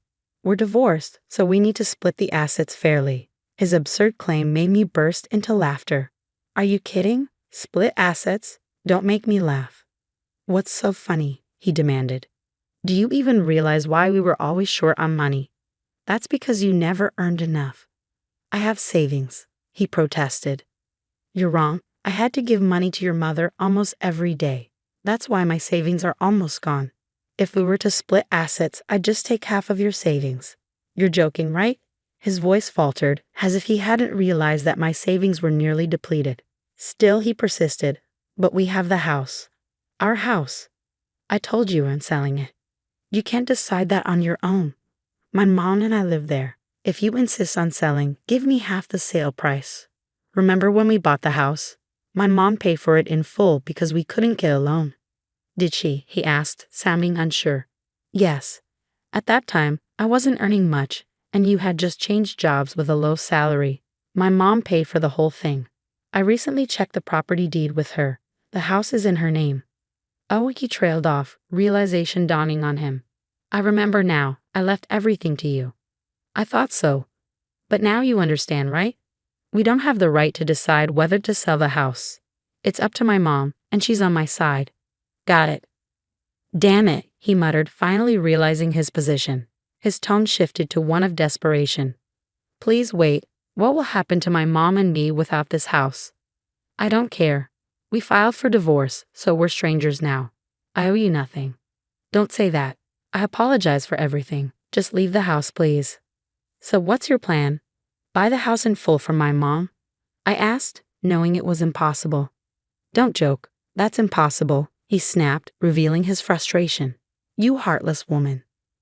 His true feelings slipped out, and I seized the moment. Now you're asking for help? Do you think I'll forget all the times you and your mother belittled me? You think we can just pretend it never happened? You brought this on yourself. Please wait. I'm begging you, he pleaded. But it was too late. I'm genuinely relieved to cut ties with you and your terrible mother. From now on, it's just me and my mom. I couldn't care less about what happens to you too. I hope you both sink to the lowest depths together. I hung up the phone without waiting for a response and blocked his number. And just like that, I was finally free from them. Later on, I heard they moved out of the house and started living in a cramped apartment. With his meager salary and his mother, who had only ever been a housewife, their downfall was easy to imagine. Now, his mother apparently works a hectic part-time job at a supermarket. On the other hand, my mom and I are living peacefully. Thankfully, her Alzheimer's is still in the early stages, but I know it's going to get tougher in the future. That's why I want to spend as much time as possible with my mom, my only family. I've made a promise to myself to cherish every moment I have left with her. It all started on a bitterly cold night when snow was swirling in the air. Out of nowhere, my cell phone rang. I picked it up, only to be greeted by the wrathful voice of my mother-in-law on the other end. It's because of you that my daughter's in this state. Her face is unrecognizable. It's atrocious. You need to take responsibility. Why did you abandon my daughter? You're despicable. My name is Amy, and I'm 33 years old. I live with my husband, Zach. Zach has his parents and an older sister. That single phone call from my mother-in-law that night turned my life upside down. Give me back my lively girl. Why did you do something so horrible? I swear I'll make you pay for this. I'll never forgive you. My mother-in-law, possibly out of shock, was making no sense. All she did was spew venom at me. Mother-in-law, please calm down. I have no idea what you're talking about, I said, trying my best to console her despite my confusion. You have no right to be calm at a time like this. It's all your fault, and yet you have the audacity to say such things. Why didn't you help her? Why did you abandon her? She continued to yell loudly while crying, making it impossible to have a conversation. Even when I told her to speak slowly, it was like my voice wasn't reaching her ears. The vitriol continued endlessly. My father-in-law, who seemed to have been behind my mother-in-law, took over the phone. Emmy, I hope you understand what you've done. Do you understand the state our daughter is in now? Fortunately, her life is not in danger, but she has severe injuries. Why did you let her suffer like this? Since my father-in-law was a little calmer, I honestly told him, Father, I'm sorry. I really don't understand what you two are talking about. What on earth happened? He looked perplexed that I knew nothing, but somehow, I got him to tell me the story. It was content that made me doubt my ears. My sister-in-law, a single mother, was living with her young child about a 20-minute walk from my home. She had a young boyfriend who she had been dating for some time, and he frequently visited. I had heard from Zach that he had a quick temper and had often raised his hand to my sister-in-law. Apparently, his mood was bad last night, and my sister-in-law suffered from more violence than usual. She felt danger to their lives, so she picked up her child in a frenzy and ran out of the house into the falling snow. Without anywhere to go, my sister-in-law thought of her brother, who lived nearby, and ran desperately, hoping to find refuge at our house. My sister-in-law rang the doorbell. Zach, who was home at the time, answered. She stood outside the door, holding her child in her only clothes, her face bruised and gasping for breath.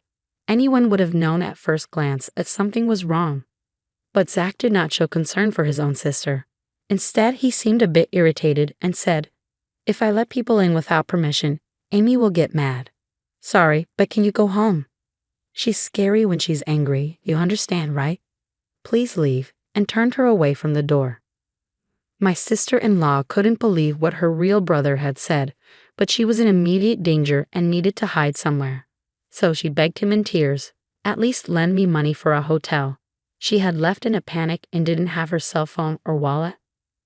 But Zach said something even more astonishing. There's no way I have that kind of money. There's money in the house, but there's no way Amy would let me use it without permission. If I did something like that, she'd divorce me. Sorry, but could you try somewhere else? It's cold, so I'm going in. See you. And he closed the door, sending my sister-in-law away in utter despair. Holding her young child, fearing that the two of them would freeze to death, she trudged back through the snow and reluctantly returned home, only to be met with even worse violence from her enraged boyfriend. My sister-in-law was beaten until her face was unrecognizable, and the child was kicked and lost consciousness. She tried to stop him by clinging to her boyfriend, but the violence only escalated, and her screams echoed through the neighborhood along with the sound of breaking dishes and things being destroyed. A passerby who heard this and realized something was wrong reported it to the police. After that, my sister-in-law and her child, who had been beaten all over and collapsed, were found and immediately taken to the hospital in an ambulance. Now, although they are conscious, they are seriously injured and have been hospitalized with a prognosis of 1 month for full recovery. I got home late last night because of work, and my sister-in-law did not come after I got home. If I had been there, I would have never turned her away.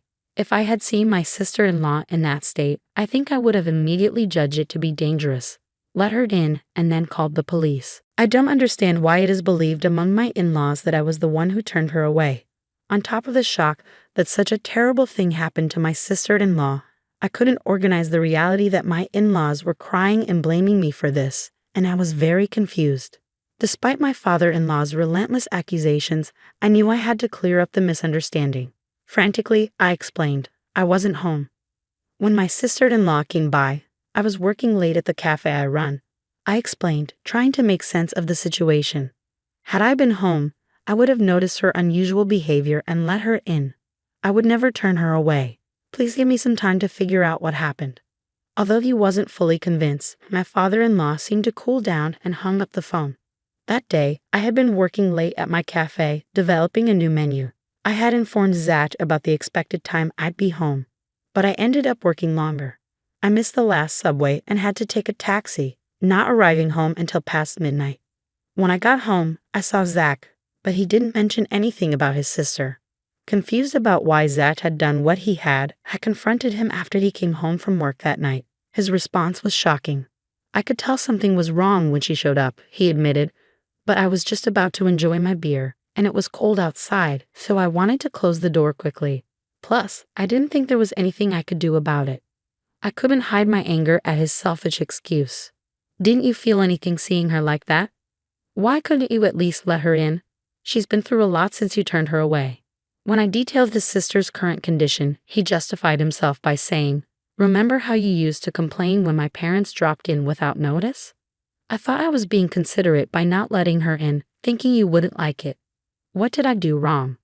Turns out, he had assumed that I would be bothered if his sister showed up unannounced and turned her away. I asked him another question. Why did you lend her any money? You could have done that much, couldn't you? He responded, I was taken aback when she asked for money. I'm short on cash right before payday. I just lost money playing slots recently and hardly had $10 in my wallet. If I gave for our household money, I knew you would get mad, so I refused. I don't see anything wrong with what I said. I was speechless, completely shocked.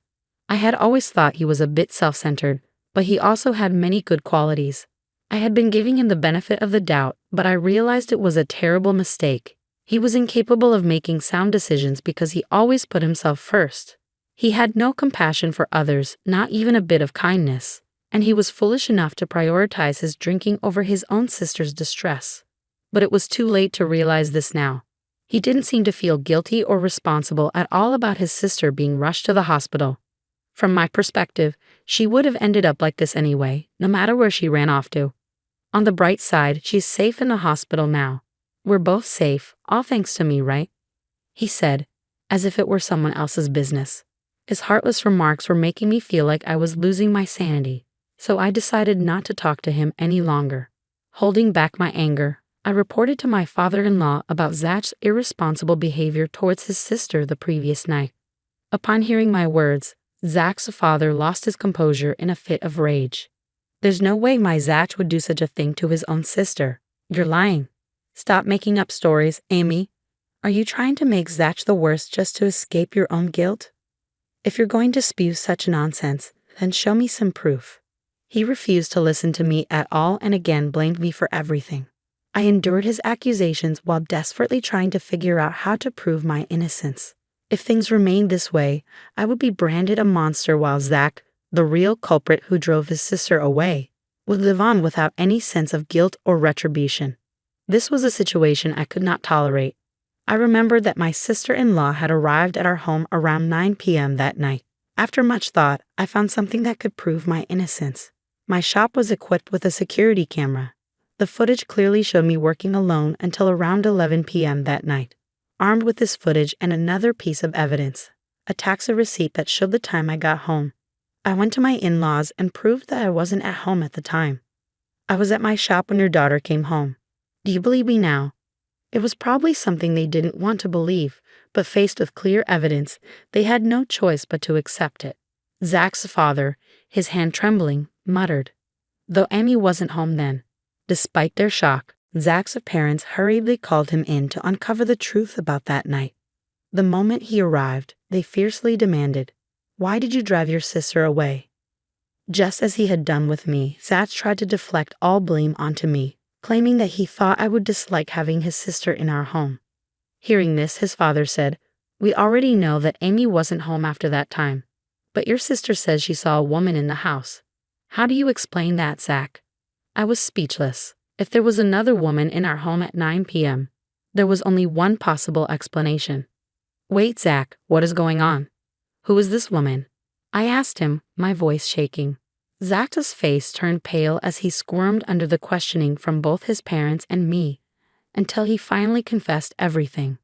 When I told him I would be late because I was working on a new menu, he saw it as an opportunity to bring his mistress home.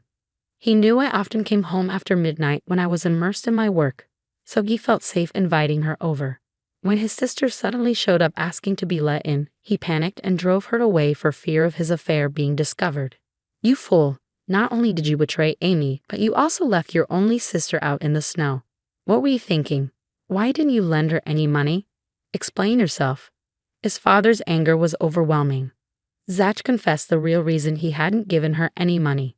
He actually had plenty of spending money left, but he didn't want to lend it because then he wouldn't be able to buy the bag and shoes he wanted to give his mistress. He didn't want to upset his mistress for the sake of his sister, so he wanted to get rid of her quickly, which led to shutting the door on her. I was furious, but Zach's parents were even more so. Before being a brother or a husband, you lack basic human decency. It's our responsibility as parents that you grew up to be this kind of person. But we cannot tolerate this and maintain our relationship. From today, we are cutting ties with you. Don't ever show your face to us again. Zach's father disowned him. In a similar vein, I added, "I'm divorcing you. You cheated on me and put your sister's life at risk by leaving her out in the snow. I can't live with someone like you anymore." Zach was shocked at being disowned and confronted with a divorce all at once and started begging for forgiveness, crying, "I'm sorry. I'm sorry. I won't do it again. Please forgive me." He clung to his father's leg, but it was too late. The damage had been done, and there was no turning back. But his father simply shook him off. "What you did is the absolute worst thing in our eyes," he declared. His parents and I never forgave Zach.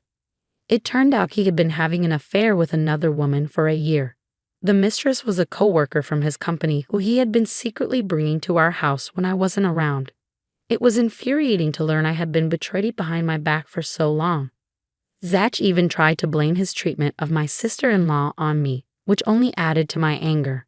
I had no second thoughts about divorcing him. I made Zach sign the divorce papers and immediately submitted them. Right after, I headed to a law firm, hired a lawyer, and filed for substantial damages from both Zach and his mistress. I also called Zach's boss, who had been our matchmaker at our wedding, and reported through my tears that we were getting a divorce. I told him everything about Zach's affair and his mistress. Zach's boss, a man who despised anything against human decency, had repeatedly told Zach at our wedding to never betray his wife. As expected, he was furious when he learned about the infidelity. Word reached upper management, and on his boss's advice, Zach was transferred to a branch office in the countryside. His mistress was moved to a different department where she was made to sort documents all day. However, my sister-in-law's revenge against the two was even more ruthless. Still suffering from the aftereffects of her injuries, she deeply resented Zach's actions that day. To vent her hatred, she did something even more extreme than what I did. By coincidence, she was working at one of Zach's company's clients and knew some of Zach's colleagues. Using her connections, she revealed and spread within the company the cruelty she and her child had suffered that day. The company's employees, who had thought the divorce was due only to the affair, were shocked to learn the truth. Zach's abandonment of his own sister to cover up his affair was a huge shock to everyone in the company. The rumor quickly spread, and Zach was universally suspected of being a terrible human being. Once he was ostracized by everyone, his work was impacted, and after a while he was demoted. He couldn't stand being avoided by everyone and found it hard to continue working at his new posts, so he ended up quitting. To pay me the high alimony, he drained his savings and is still paying me by working live in part-time jobs. Almost all his salary goes towards the payment, and I've heard he can't even afford a coat for winter and shivers in thin t-shirts. As for the mistress, she was stubbornly clinging to her job amidst the judgmental glances of her coworkers. Despite my demand for damages, after consulting my lawyer, I decided to ask her parents for the payment. When her parents learned about it, they were shocked and immediately made their daughter pay the full amount. After confirming the facts, I kept receiving calls from her, which I never answered, but she left numerous abusive messages in my voicemail, saying, "Why did you tell my parents? I had to go into debt to make the payment. My life is ruined because of you." As I found it unbearable, I sent these messages to her parents. I received an apology letter later, promising they would never let their daughter trouble me again, and the harassing phone calls stopped. As for my sister-in-law, her abusive boyfriend's actions became a police matter, and she was able to file for damages for her injuries. It had been tough, but she finally managed to break up with him. My in-laws and sister-in-law apologized to me for initially suspecting me and for Zach's infidelity. Of course, both were painful experiences for me, but I could understand their outrage and loss of composure when they saw their daughter taken away in an ambulance after such severe abuse. After all, Zach's affair wasn't their fault. I didn't hold a grudge against them. On the contrary, I wanted them to properly heal the emotional wounds of my sister-in-law and her child who had such a terrible experience. If I were in her shoes, I'm sure my parents would have reacted the same way. Furthermore, my in-laws and sister-in-law are fundamentally decent people. Now that I've divorced Zach, I'll probably never see them again as they are now strangers to me, but I sincerely wish them well and hope they take care of themselves. I moved closer to the cafe I run. Since it's within walking distance, I no longer have to worry about the last train and can devote my time to coming up with new menu ideas. Though I was thrown around by unexpected events, I probably wouldn't have been happy if I had continued to be married. There are things one must never do as a human being. I firmly intend to always keep that in mind and live a life I can be proud of. That's what I strongly believe. Becoming a nurse was my childhood dream. As I reached retirement age, I realized that over 40 years had passed since I first started. I was then hired as a part-time nurse at a new hospital where even young nurses and doctors relied on me. But not everyone appreciated my experience. "Hey, you old hag," acting all high and mighty towards the doctors. "Useless old hag strutting around the hospital like you own the place. You're just a nuisance. Retire ASAP." Young elite Dr. Kevin cornered me with such harsh words. My name is Mary. As a child, I was often sick, going in and out of hospitals. The kindness of the nurses who took care of me stayed with me, and I decided to become a nurse myself someday. When my health improved, I pursued a nursing degree at university and finally achieved my dream of becoming a nurse. Lost in my work, over 40 years had passed. Nursing is tough, with long hours and responsibility for patients' lives, so naturally there were many hardships. But seeing the smiles of patients leaving the hospital made me determined to keep going, no matter how tough it got. Supported by my husband and children, I made it until retirement age. However, I wanted to continue working, so I applied for a part-time position as a temporary nurse. My children were already independent, and my husband encouraged me to pursue what I loved. So I decided to take his words to heart. Fortunately, the hospital where I was newly hired as a part-time nurse was the best place where I could utilize my knowledge and experience. Young nurses and doctors relied on me, and I found myself playing the role of a mentor within the group before I knew it. However, there was one young elite doctor, Kevin, who seemed to dislike me for some reason. Despite greetings, he ignored me and often resorted to childish harassment. "Good morning, Dr. Kevin," I said, but he just huffed and walked away. Feeling down about Kevin's attitude at the nurse station, a colleague comforted me. Kevin ignored me again. "Did I do something wrong?" I asked. "It's okay, just leave it. That guy might have good skills. But being unable to communicate with others makes him the worst kind of doctor," she replied. One day, out of the blue, Kevin came up to me and demanded that I quit my job. That day, Kevin seemed unusually moody. Had he made a mistake? Had a patient said something he didn't like? As I watched him childishly hit hospital equipment, I lightly reprimanded him. "Dr. Kevin, please control your temper. It's pitiful to take it out on equipment." Kevin glared at me and muttered under his breath, "What?" Some old hag acting all high and mighty towards the doctors. I didn't want to escalate the situation, so I pretended not to hear Kevin. He raised his voice and continued to berate me. "Hey, can't you hear me, old hag? Maybe your ears are too old. You're just a nuisance. Retire quickly." I was astonished. It was the first time someone had spoken to me like this face to face. He must be really unhappy about something. Before my anger could rise, I found myself wide-eyed and open-mouthed in surprise. Kevin continued to escalate his tone. "Useless old hag, strutting around the hospital like you own the place. You're just a nuisance. Retire ASAP." With that, Kevin kicked over a nearby trash can, scattering its contents on the floor. I could have retaliated against such childish complaints in many ways, but men like Kevin, once angered, could be dangerous. Besides, even if I left this hospital, there would be plenty of patients waiting for me elsewhere. Kevin was still glaring at me with bloodshot eyes. "Okay," I said. With that, I started writing my resignation letter on a piece of stationery from the drawer. "That's right, old hag, about time you understood," Kevin sneered, satisfied as he watched me hastily write my resignation. He turned and left. I put the resignation letter in an envelope and took it to the director's office. Since the director was not there, I left it on his desk. Tomorrow was my day off, so on my next working day, I would take my belongings from the locker. I needed to greet the patients I was in charge of and tie up loose ends at the hospital. I had no regrets because I always gave my all to my work. When we work for a long time, there are inevitably people like Kevin whom we just can't get along with. It's better to leave a place where such people are present as soon as possible. I thought I could work at any new place if I wanted to. I still had confidence in my skills and experience, so I knew I'd be fine. Feeling strangely refreshed, I left the hospital at night. The next morning, while watching TV with my husband in the living room, I received a call. Looking at the display of my smartphone, it was the director. Thinking something might have happened to a patient, I hurriedly answered the phone. "Director, is everything okay?"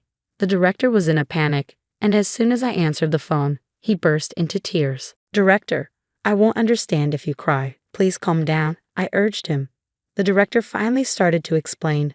"Mary, the hospital is in big trouble right now. Please don't quit." "What's going on?" I asked. The director's story went like this. One of the other night shift nurses must have noticed the resignation letter I placed on the director's desk. Overnight, rumors spread among the nurses that I was resigning. The nurses began to say one by one, "If Mary leaves, we'll leave too." Except for emergency patient care, the nurses went on strike. Outpatient care was in complete chaos, and panicked patients seemed on the verge of rioting outside the hospital. This was the first time such a thing had happened since the hospital opened, and the director himself was at his limit, unable to respond. "We're in big trouble if we can't get you back, Mary," the director cried. "What's the cause? Is it the treatment? The environment? Anything, please tell me." I started feeling sorry for the director. I was worried about the patients and wanted to rush to the hospital right away, but I held myself back and explained what Kevin had said to me last night to the director. The director was surprised, but he must have somehow sensed Kevin's dislike towards me. He quickly agreed. "I'm sorry for what happened. I'll talk to Dr. Kevin severely about this. Can you please come back?" "No, I want Dr. Kevin to apologize to me directly.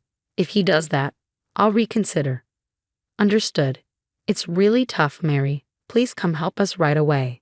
After the director begged me through tears, I decided to go to the hospital. But I had one condition. Just give me a chance to talk to Dr. Kevin. Of course you can use the director's office for anything you need. After hanging up with the director, I hurried to the hospital. When I arrived, I was astonished. There was a huge crowd in the nurse station that I had never seen before. Veteran nurses were loudly shouting something in the center of it all. At the center was Kevin, trembling alone. The director had probably explained the situation between me and Kevin to the nurses beforehand. The nurses, unable to bear it any longer, seemed to have called Kevin to the nurse station. "Dr. Kevin, go apologize right away and convince Mary." "That's right. I can't believe Mary has to quit because of you." "Quit? You should quit. They all chorused. Kevin, young and inexperienced, had probably never been cornered like this by angry women before. He had been silent with a tense face all this time. Feeling sorry for Kevin, I decided to intervene and help him. I'm sorry, everyone, for causing you trouble, I said as I entered the group of nurses and addressed Kevin, who was frozen like a scolded child. Come on, Dr. Kevin, let's go. Where to? He asked, confused. To the director's office. Following the director's instructions, I dragged Kevin to the director's office. The director was waiting for us, still visibly upset. I instructed Kevin to explain the situation properly from his own mouth. Though I thought it might take some time, Kevin, scared by the nurse's scolding, unexpectedly meekly and honestly explained what had happened last night in a low voice. He seemed to have given up. Having heard the whole story, the director was once again exasperated. What are you, a child? He asked incredulously. The director had high expectations for Kevin from the beginning. Kevin was the youngest and most skilled elite doctor. However, because of this, the director had turned a blind eye to his misconduct and attitude, spoiling him too much. So I think half of it is my fault. I'm really sorry, Mary, said the director as he apologized to me. Seeing this, Kevin hastily followed suit and apologized to me in a barely audible voice. Sorry, he mumbled. I decided to tease him a little. What? I couldn't hear you, Kevin, because I'm old, I said. Sorry, he repeated, slightly louder this time. Although Kevin had a pride as high as Mount Everest, it was rare, or rather it was the first time, for him to bow his head to someone. He had dead fish eyes and didn't seem to be putting his heart into it at all. But I decided to accept his apology for now. Dr. Kevin, I'll forgive you this time. However, I'll work on straightening out your twisted character and spirit from now on, so be prepared, I warned him. The director, overhearing my words, quickly chimed in. So, Mary, will you stay at this hospital from now on? Yes, I replied. If that's the case, I'll tell everyone at the nurse station to disperse and return to their posts. Thank you, Mary. Dr. Kevin, be sure to thank her too, the director instructed. Thus, Kevin was forced by the director to bow his head again, and so I decided to stay at this hospital. Half a year passed in the blink of an eye. Perhaps my persistent guidance had paid off, as Kevin's attitude gradually softened. He seemed to have learned from me how to interact with and care for patients in his own way.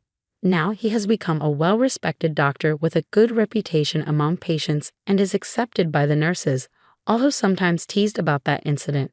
However, he still seemed a little uncomfortable around me and never won against me. Even though I tried to speak to him kindly, he always seemed nervous. Dr. Kevin, I called. Hey, yes, what is it? He replied, startled. I brought some snacks, so let's make some coffee and eat together. Come on, sit here with us, I invited. Oh, okay, he agreed hesitantly. Back when Kevin just disliked me, I never imagined a day when we would sit together with him and the nurses, eating snacks. Working for a long time, such things happen, and that's why this job is interesting after all. Mary, 65 years old, I'll continue to work as an active nurse. The nurses were delighted at my words. However, Kevin alone was looking up at the ceiling. How was today's story? Please also consider subscribing to the channel. Well then, let's meet again in the next video. Outsiders don't need to come to the funeral. On the night my kind father-in-law passed away, my mother-in-law insisted on a private wake. It's a family ceremony, so outsiders should refrain, she said, leaving all the care of my father-in-law to my husband and me. And remember, Dad's inheritance of $2 million is ours. My sister-in-law added.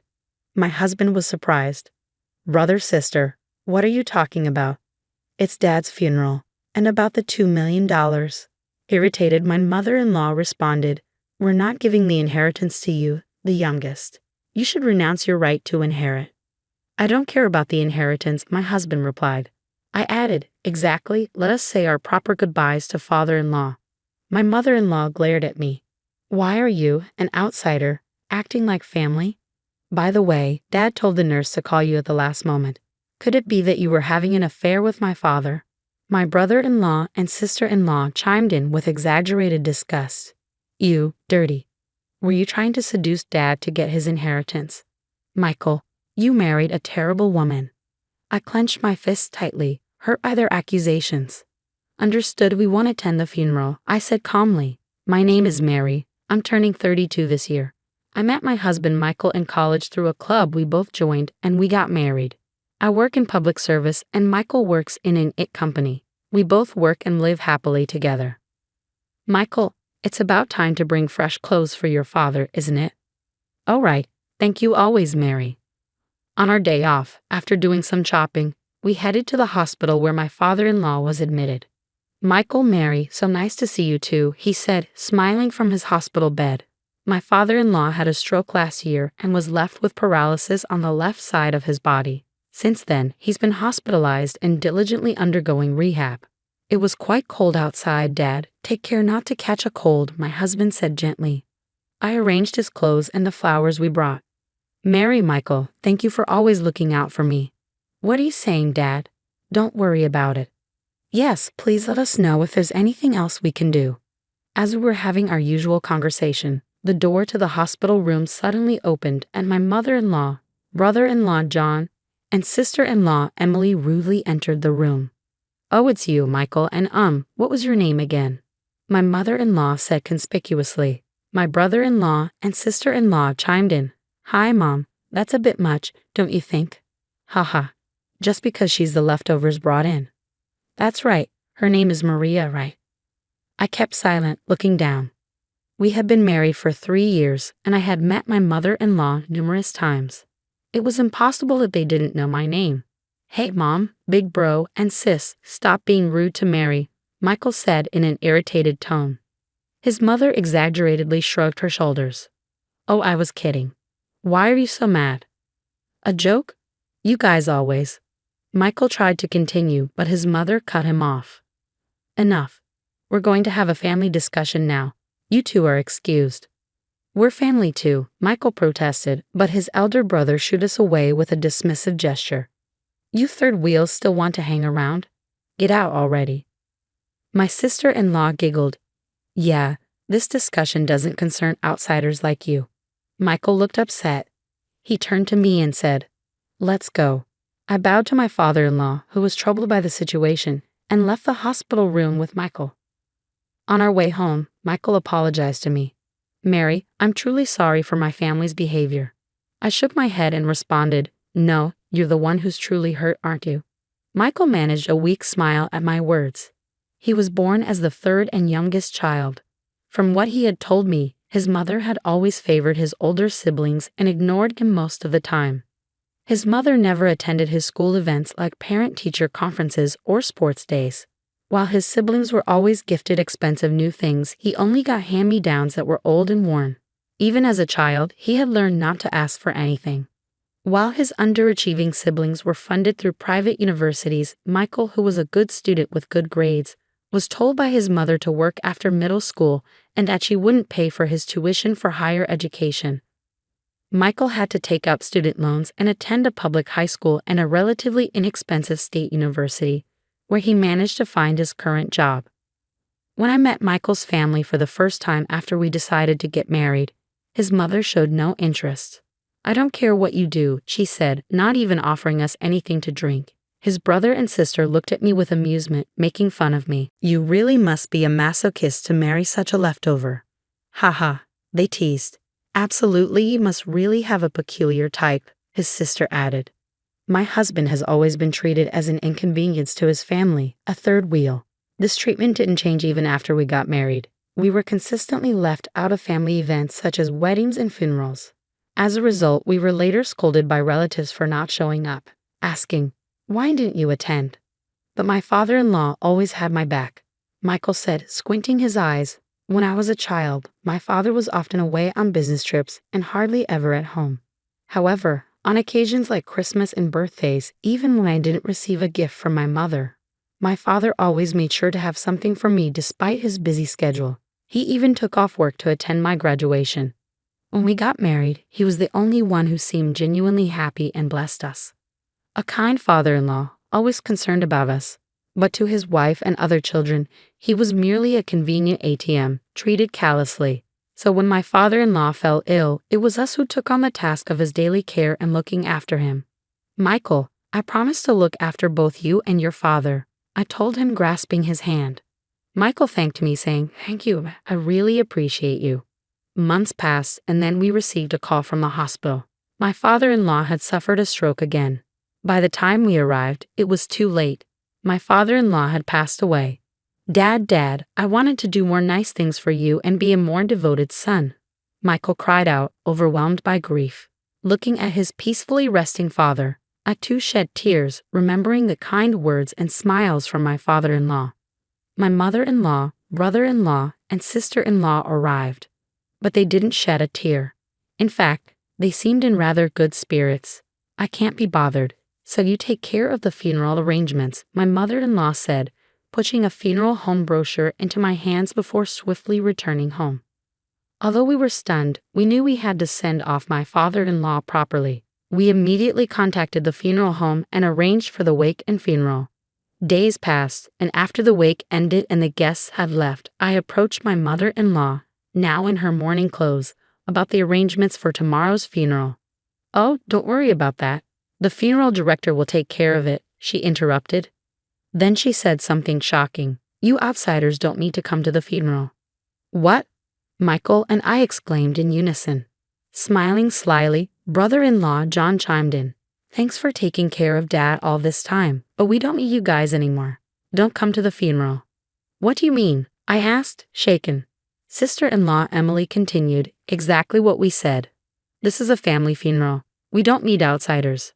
Besides, Dad's $2 million inheritance is ours now." In shock, Michael asked, "Brother, sister, what are you talking about?" "It's Dad's funeral. And about the $2 million? Seemingly irritated, my mother-in-law replied, "We're not giving the inheritance to you, the youngest one. You should renounce your right to inherit."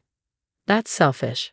"I don't care about the inheritance," my husband said, and I continued in a teary voice, "Exactly. Let us say our proper goodbyes to father-in-law." My mother-in-law glared at me. "Why are you, an outsider, acting like family? By the way, Dad told the nurse to call you at the last moment. Could it be you had a thing with our dad? You, dirty. Were you trying to seduce Dad to get his inheritance? Michael, you married a terrible woman." My brother-in-law and sister-in-law snorted dramatically in disgust. "Shut up. Mary is," my husband started in a voice tinged with rage, but my mother-in-law quickly interrupted him. "A woman who'd have an affair with her father-in-law and a low-life youngest son aren't family. Don't you dare come near us ever again." I clenched my fists tightly. To treat my gentle husband and father-in-law so poorly and even suspect an affair between my father-in-law and me. I couldn't believe such horrible people existed. Just as I was about to burst out in anger, my husband raised his voice. "Enough. How dare you insult Mary? She took such diligent care of him." "It's okay, Michael," I calmed my husband and spoke in a composed voice. "We understand your point. We won't attend the funeral." My husband followed soon, his voice trembling. "Yeah, we could no longer consider you family after being insulted like this. We'll pay our respects to Dad at his grave." Michael and I paid our last respects to my father-in-law and left the room. 2 days later, there were multiple missed calls from my mother-in-law on my cell phone. When I told my husband, he said he'd also received some. "There's no need to answer those calls. Let's just ignore them." Agreeing with my husband, I didn't pick up any of the calls. However, the calls didn't stop. A week later, just as I was thinking of blocking their numbers, my mother-in-law, brother-in-law, and sister-in-law showed up at our apartment. "What do you want now?" my husband rumbled. My mother-in-law began ranting, looking as if she'd seen a ghost. "We just found out that all of Dad's fortune is yours." "How is that possible?" Calmly, my husband replied, "Yeah, a lawyer came by and told us everything." In fact, the day after the funeral, a lawyer had visited us and informed us that my father-in-law had left a will, leaving all his property to us. We had already started the process of claiming the inheritance. "You must have thought that as family, you naturally get a share of the inheritance, right? Under normal circumstances, you'd indeed be entitled to a certain percentage," Michael continued. "That's right, and yet the lawyer said that we have no right to the inheritance, that everything will go to Michael." My mother-in-law raged. Michael and I calmly replied, "Of course." My father-in-law asked his lawyer to disinherit you all while he was alive. If inheritance gets abolished, you wouldn't even get the minimum statutory share. Then my brother-in-law, spitty with rage, lunged at my husband. Michael, this isn't fair. The abolishing of inheritance isn't fair. Michael answered with a voice seething with anger. Bro, weren't you constantly bad-mouthing our frail elderly father, saying he's useless and should be gotten rid of soon? Our dad kept a record of everything while he was alive. That's, stammered John. And you were secretly using his bank account while he couldn't move, weren't you? That's a fine reason for disinheritance. How do you guys know all that? Emily asked, shocked. Our father-in-law collected evidence and arranged for it to reach us and a lawyer. Michael continued with a look of contempt for his mother. Did you know that a spouse who's been cheating for years can also be disinherited? Didn't you know that your suspicion about my father-in-law's affairs was because you were having one yourself? Hearing our words, my mother-in-law's face gradually lost its color, turning pale. It's all because of the terrible things you three did to Dad. It's too late to change anything now, Michael said grimly. Then my brother-in-law suddenly started begging, even prostrating himself on the floor.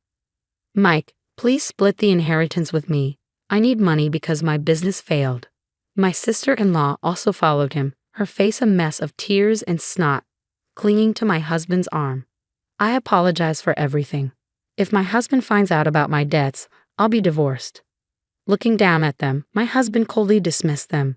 I won't forget what you guys did to us. I will never forgive you.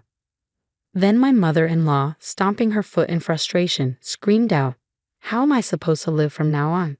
We're family, aren't we? Help me, Michael. Michael and I looked at each other and said in unison, Family? Who was it that said strangers shouldn't come to the funeral? There's no way we're helping you guys. Figure it out yourselves, Michael said and shut the door on them. They continued to scream, but as soon as the property manager, who heard the commotion, came, those three shuffled away, tails between their legs. Shortly after, we received all of my father-in-law's estate and moved to a new place to prevent any further attacks, also securing our records. This is a story we heard from relatives. Afterward, my brother-in-law apparently begged relatives for a loan only to be turned down and ended up borrowing money from moneylenders. Now, he's being hounded by a group of tough-looking guys. My sister-in-law, her chronic debt finally discovered by her husband, was divorced and moved back home. Now she's reportedly working in a nightclub to pay off her debt. My mother-in-law, after being discarded by her gold-digging affair partner, has aged considerably.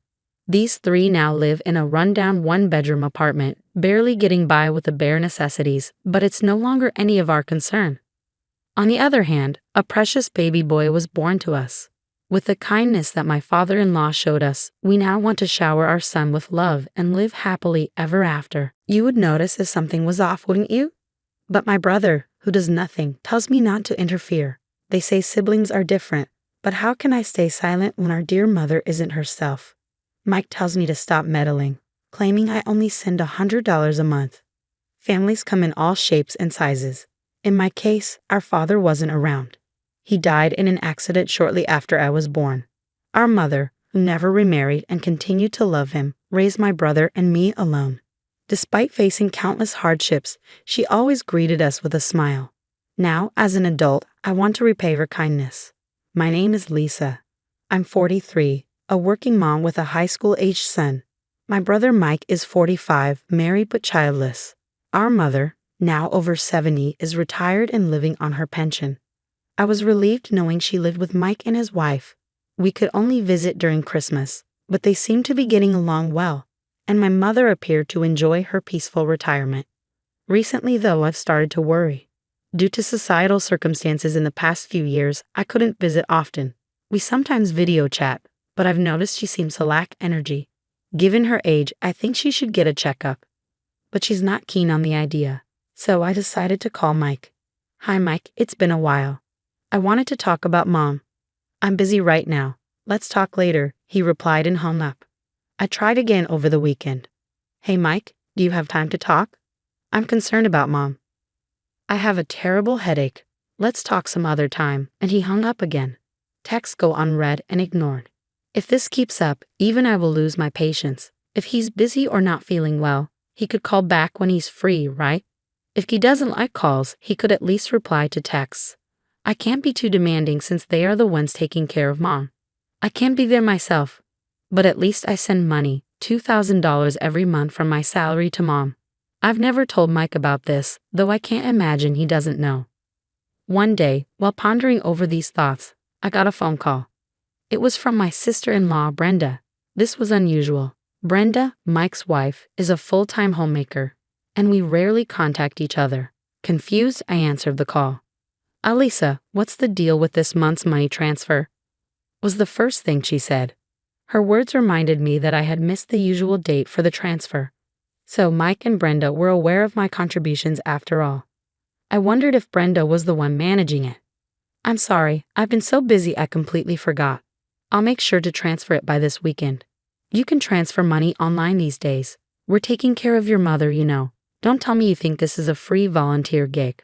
I don't think of it like that. I'm always grateful to you and Mike, Brenda. Really? Just because I'm a housewife, it's like you've pushed all the responsibility of taking care of your mother onto me. You two siblings are terrible. Her words were harsh, but I couldn't argue.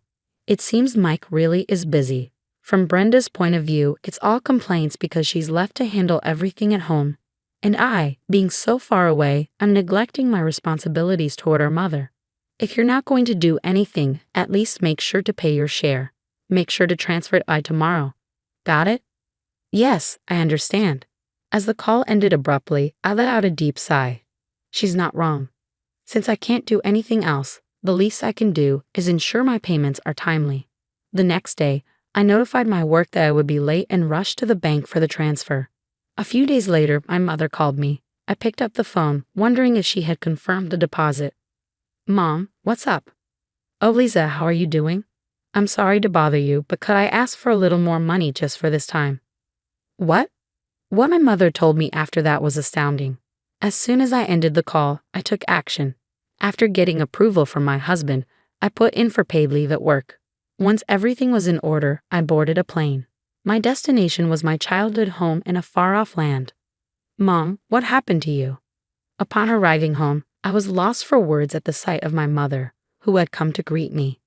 I couldn't tell over the video calls, but seeing my mother in person after a few years, she had lost a significant amount of weight. I understand she's older, but the degree of her weight loss is alarming. Are you not hungry? No, I definitely have an appetite, but there's no food. What? We don't have money, so there's not much to eat. No money? Wait, Mom, are you making meals? No, Lisa is preparing them. But with only having a cup of noodles every night, I've inevitably lost weight. What about Lisa? Does she also live with such a diet? She says she usually eats out and doesn't eat at home unless Mike is around. What's going on? She has the means to eat out, right? Yet she lets my mother eat such poor meals. Mom, if you can't cook, what about takeout? You could even get some exercise going out to buy it yourself. I'd like to, but we don't have the money. You don't? What about the $2,000 I send every month? Well, Lisa takes it all for the monthly expenses. What? What kind of expenses? It would be too harsh to blame my mother. Her judgment may not be as sharp as it used to be. The problem lies with my brother and his wife. What on earth are they doing? I decided to wait for my brother and his wife to come home and have a discussion. Huh, why are you here? These were the first words out of my sister-in-law's mouth when she returned home. It's been a long time, Brenda. I hope you've been well. What's the deal, suddenly showing up? You know it's rude to just drop by, right? No, but... Just go. You're in the way. Be gone before Mike comes back. I suppose it's understandable if people are annoyed with me, but why on earth would they want me to go home so badly? Meanwhile, my brother Mike, who was worn out from working overtime, returned home. Huh, why are you here? This was the first thing out of Mike's mouth, too. With a wry smile, I told Mike and Brenda that we needed to have a discussion. What's there to discuss? It's about Mom, Mike. How much do you know about her situation? What's up with Mom? Mom has been eating just a cup of noodles every night. Did you know she wasn't eating anything else? Huh, what are you saying? I mean, Mom's only eating cup noodles. Brenda interrupted. You're being quite loud. What's with her sneezing every time I speak? And what's with those sneezes? Who does she think she is? Brenda, unflustered, looked away, ignoring my glare. I'm saying she's lost too much weight. Have you even been talking to Mom? Do you think I have any time between all this overtime work I've been doing during this recession? Brenda has been taking care of Mom instead of me. You do nothing, so don't butt in. But I can't keep quiet under these circumstances. I may not be able to look after her, but I'm sending money, aren't I? What happened to that money? You call that money? Don't act so high and mighty over a mere $100. The moment Mike said that, the room fell silent. What? I let out a small, surprised sound.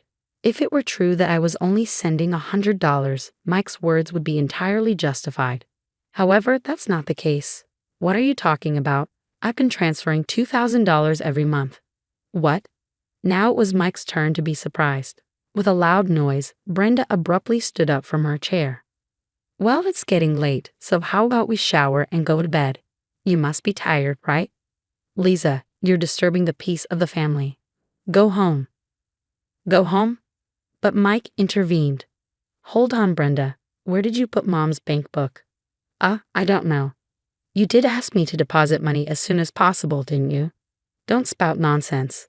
Lisa, Brenda, standing her ground against my mom and me, let out a small gasp when Mike called her name in a low voice. Mike is scary when he gets angry. That's a well-known fact in our house. But he only ever gets mad for good reason.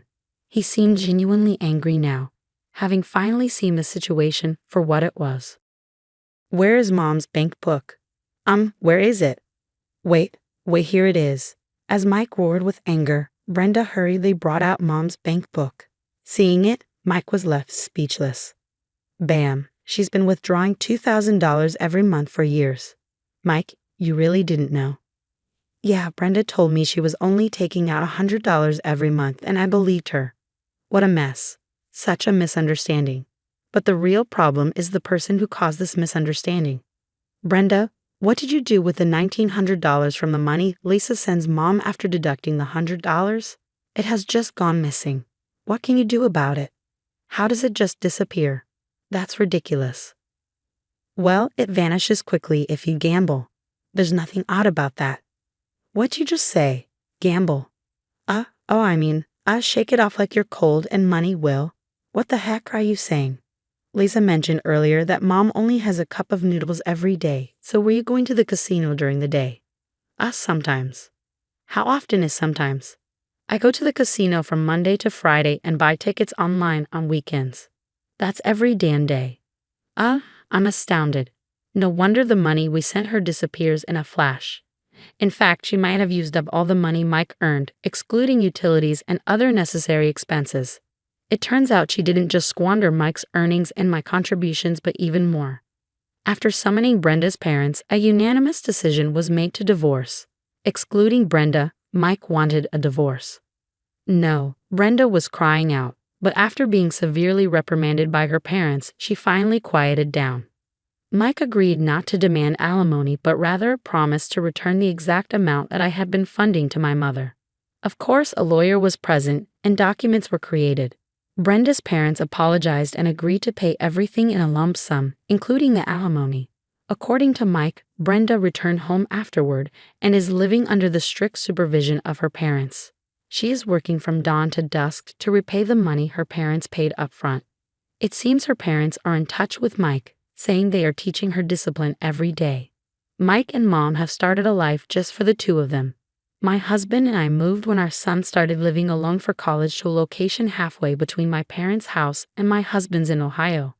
It was fortunate that both my husband and I were transferred to branches of our companies located there. I have even reduced my workload and started to support Mike and Mom's life.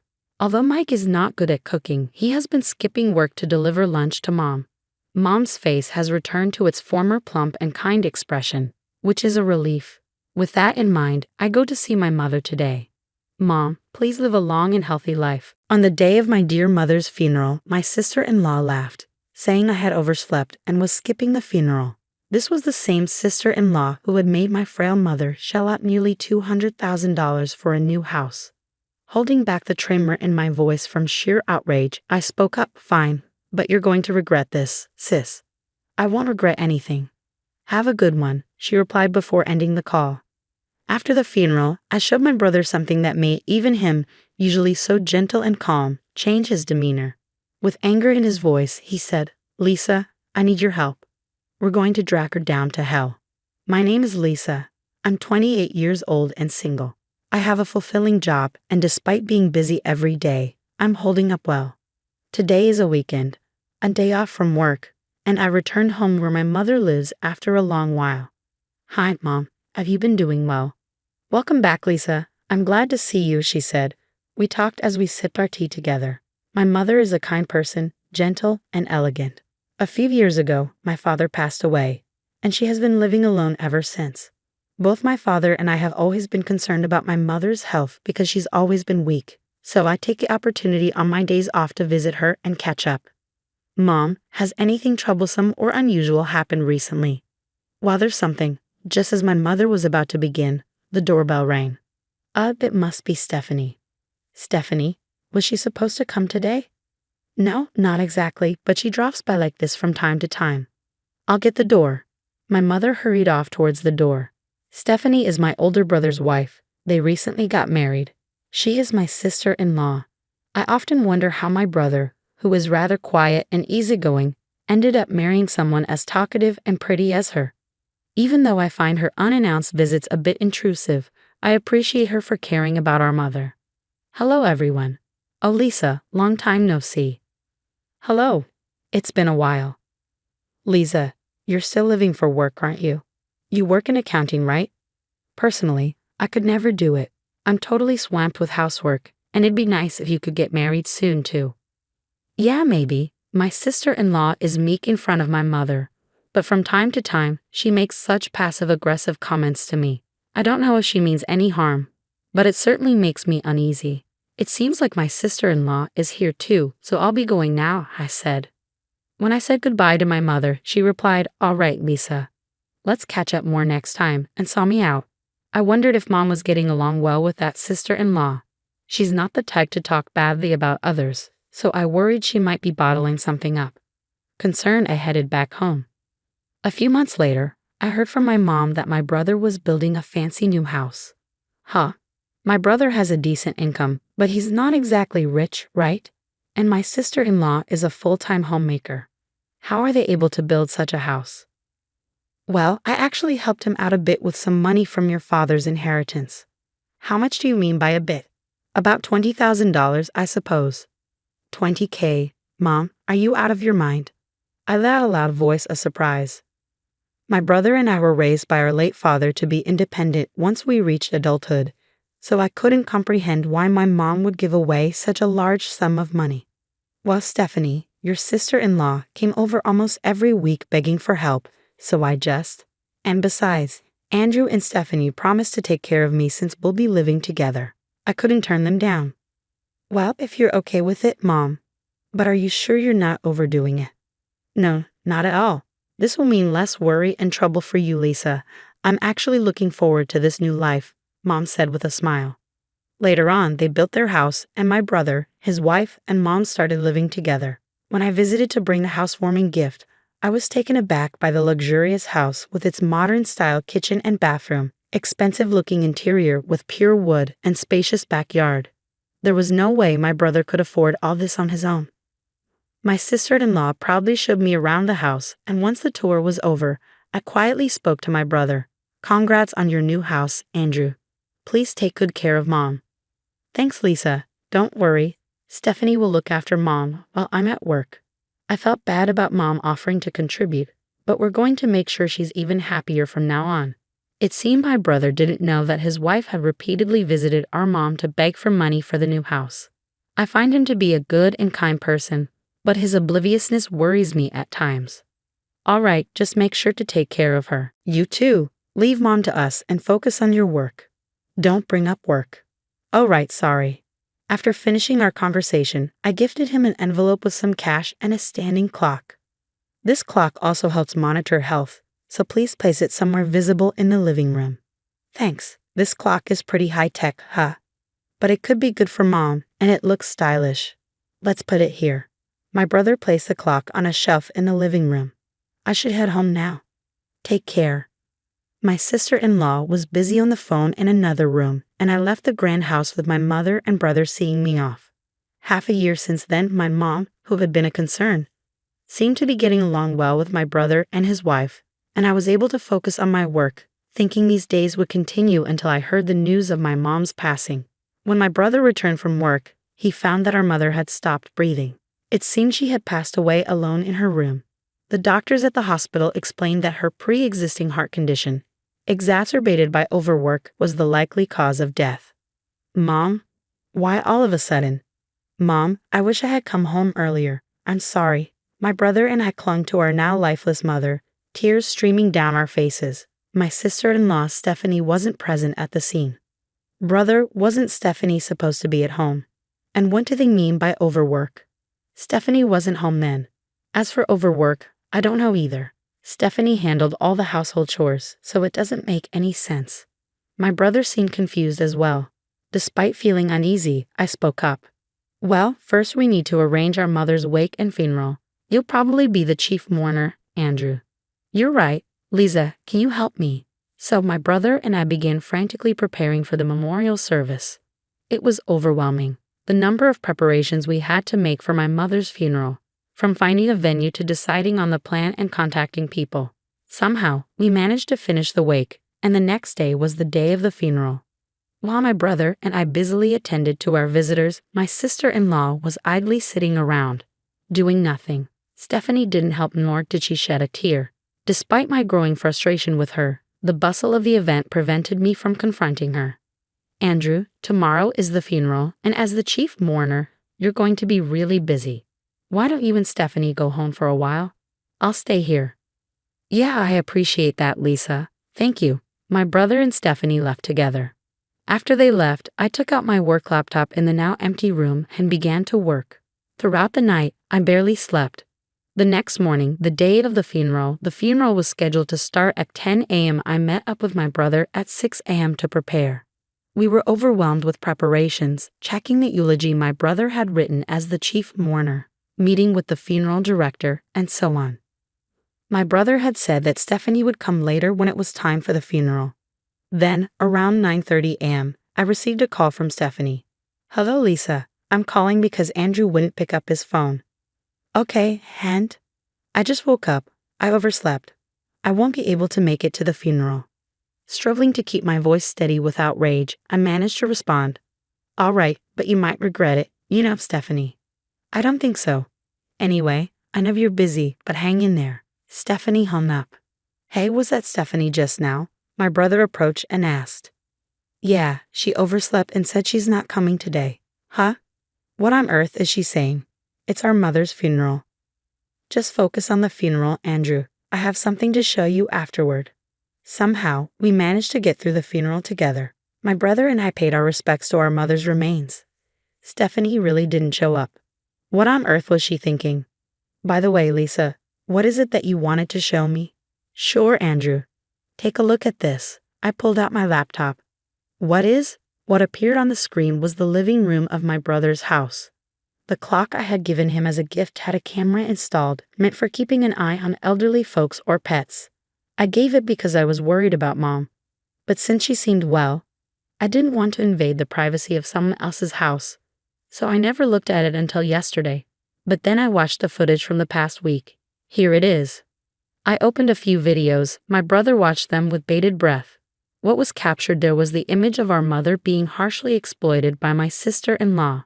I'm taking care of you, so at least make sure to do your chores right, Stephanie was saying, assigning all the household chores and tasks to my mom. From cooking to laundry to cleaning, my frail mother was seen working to exhaustion. While my mother was busy with housework, my sister-in-law would doll up and go out. Occasionally, you could see Mom clutching her chest in discomfort and pulling out her phone, seemingly hesitating to call someone, then deciding against it.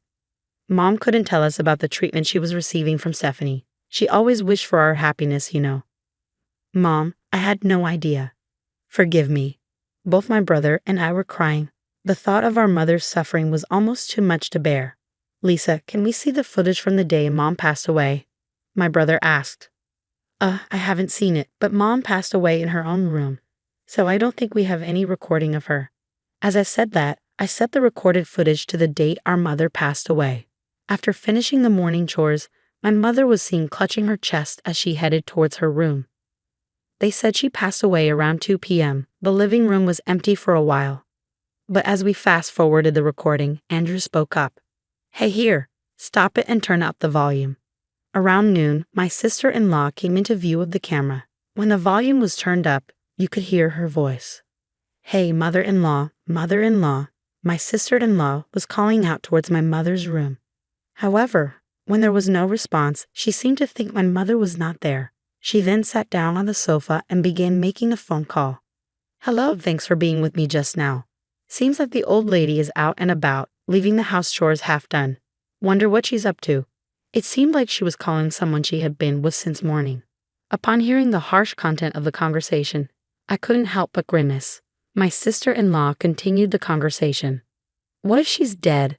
That would be something. But then again, I could skip the funeral and maybe go on a trip with Daniel. I mean, opportunities like these don't come around very often." My brother and I stared in disbelief. The person on the other end of the line was my sister-in-law's lover.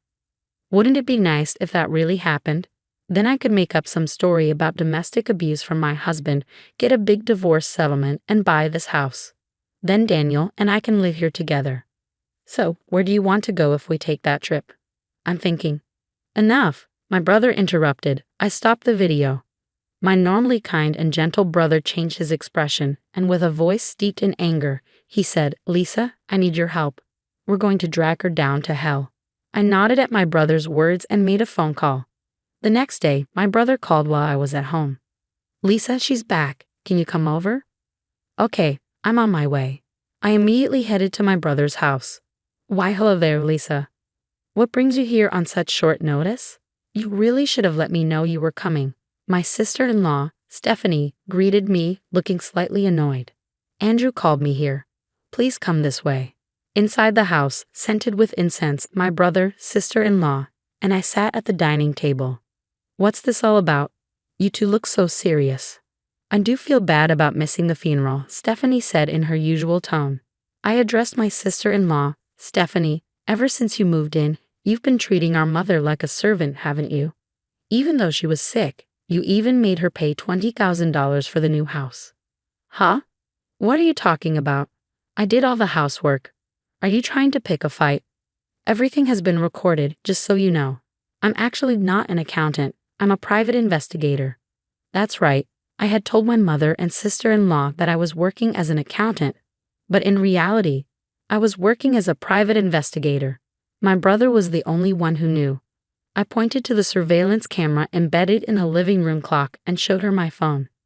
The video of my mother doing housework under my sister-in-law's command was on the screen. "What? This is a violation of my privacy. What were you thinking? Delete it now." My sister-in-law raised her voice. "I installed it as the owner of this house. I have the right to do so. It's not a violation of privacy," my brother said calmly. "What's wrong with you two? And what do you mean by private investigator?" Stephanie's voice trembled as she realized something. My brother silently got out his phone. Then the audio of my sister-in-law's phone call began to play. I might just skip the funeral and go on a trip with Daniel. Maybe make up a story about domestic abuse from my husband for a big divorce settlement. Her voice echoed from the recording. As it played, Stephanie's face went pale. "No, this isn't what it seems. Please hear me out," she pleaded. "What's the difference? Tell me," my brother demanded. "We were just joking around. I didn't cheat. There's no evidence, right?" "But there is." I spread out several pictures on the table, images of her coming out of a nearby resort with a man, being intimate in their car, and even entering a hotel on their way back, a clear evidence of cheating. "What? What's this? How did you get these? You told him over the phone, didn't you? About where you wanted to go on your trip and how you wanted to spend the night together with him. I had someone in our company take these photos immediately. How could you do such a thing during our mother's funeral?" As I spoke calmly, my sister-in-law began to lose her temper. "Oh, enough. What's wrong with you all?" My brother said, "There's no way we can stay married after this, Stephanie. We're getting a divorce. But I'm going to take plenty of alimony, and you're going to have to move out of this house." "Excuse me," my brother and I exchanged a glance. "What on earth are you talking about?" "I mean, when people get divorced, the wife receives alimony, right?" Now hurry up and give me my money. That's not true. Since you cheated, you're the guilty party, and you're the one who will have to pay compensation to my brother. What? Obviously you're a bigger fool than I thought. Pitiful. Just like Lisa said, I'm going to demand alimony from you and from your lover too. What?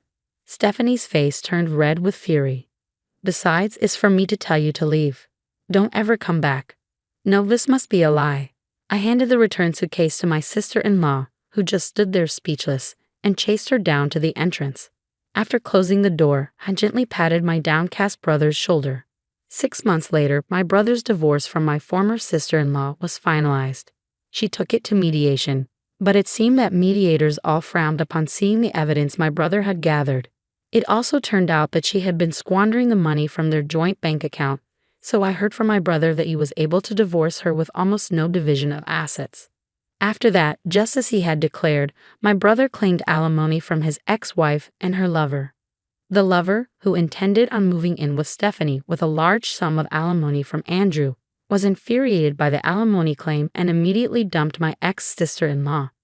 Having nowhere to live and dumped by her lover, my former sister-in-law is now said to be living alone in an old apartment working part-time. My brother was depressed for a while. He sold the house and, saying he had had enough of marriage, now lives alone. Seeing my brother looking so lonely, I'm thinking of introducing him to a kind woman I recently met through work. She is also a divorcee, so they might be able to relate to each other easily. With those thoughts in mind, I head out and work hard again today. When will Selena ever get married? If you keep staying at home, you'll never find a boyfriend. My sister Melanie has always been competitive with me. Whether it was school grades or extracurricular activities, she always tried to outdo me, which was quite annoying. Her competitive nature didn't change as we grew older, and Melanie felt superior because she got married before I did. Selena, you need to be more fashionable if you want to get married, she often mocked. I never cared about sibling rivalry, so I mostly ignored her. But then something happened that I couldn't overlook. My name is Selena, a 31-year-old freelance web designer. After high school, I didn't have any specific goals, so I worked in a factory. The long hours and night shifts were tough. So when I learned about web design, I decided to pursue it. I quit my factory job and enrolled in a design school. After working for a web design company for several years, I became a successful freelancer, enjoying fulfilling days with the freedom to work whenever and wherever I wanted. My income almost doubled compared to when I was employed.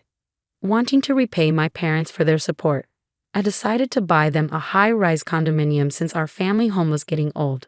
My parents were overjoyed and moved in with me, and we now live peacefully together. When Melanie and her husband Mitch heard about our new home, they came to visit. It's amazing that Selena can live in such a condo. You used to work at a factory, Melanie said with a hint of sarcasm.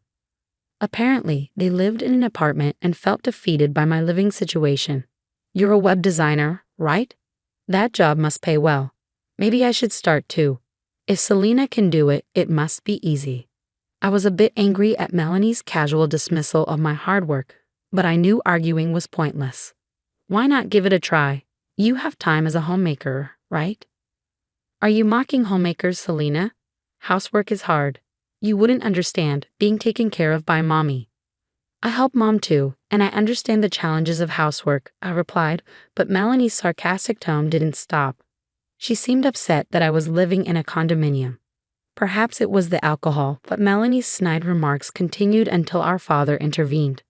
Melanie, haven't you been a bit harsh with your words? Selena has worked hard to get where she is now. Daddy, it's fine. I'm okay, I said, stepping in to prevent a fight. Darling Melanie, you've both had a bit too much to drink. Maybe it's time to call it a night, Mom said tactfully. We managed to avoid a fight, but Dad was still angry after my sister and her husband left. I can't believe she spoke like that without knowing Selena's struggles. Daddy, it's okay.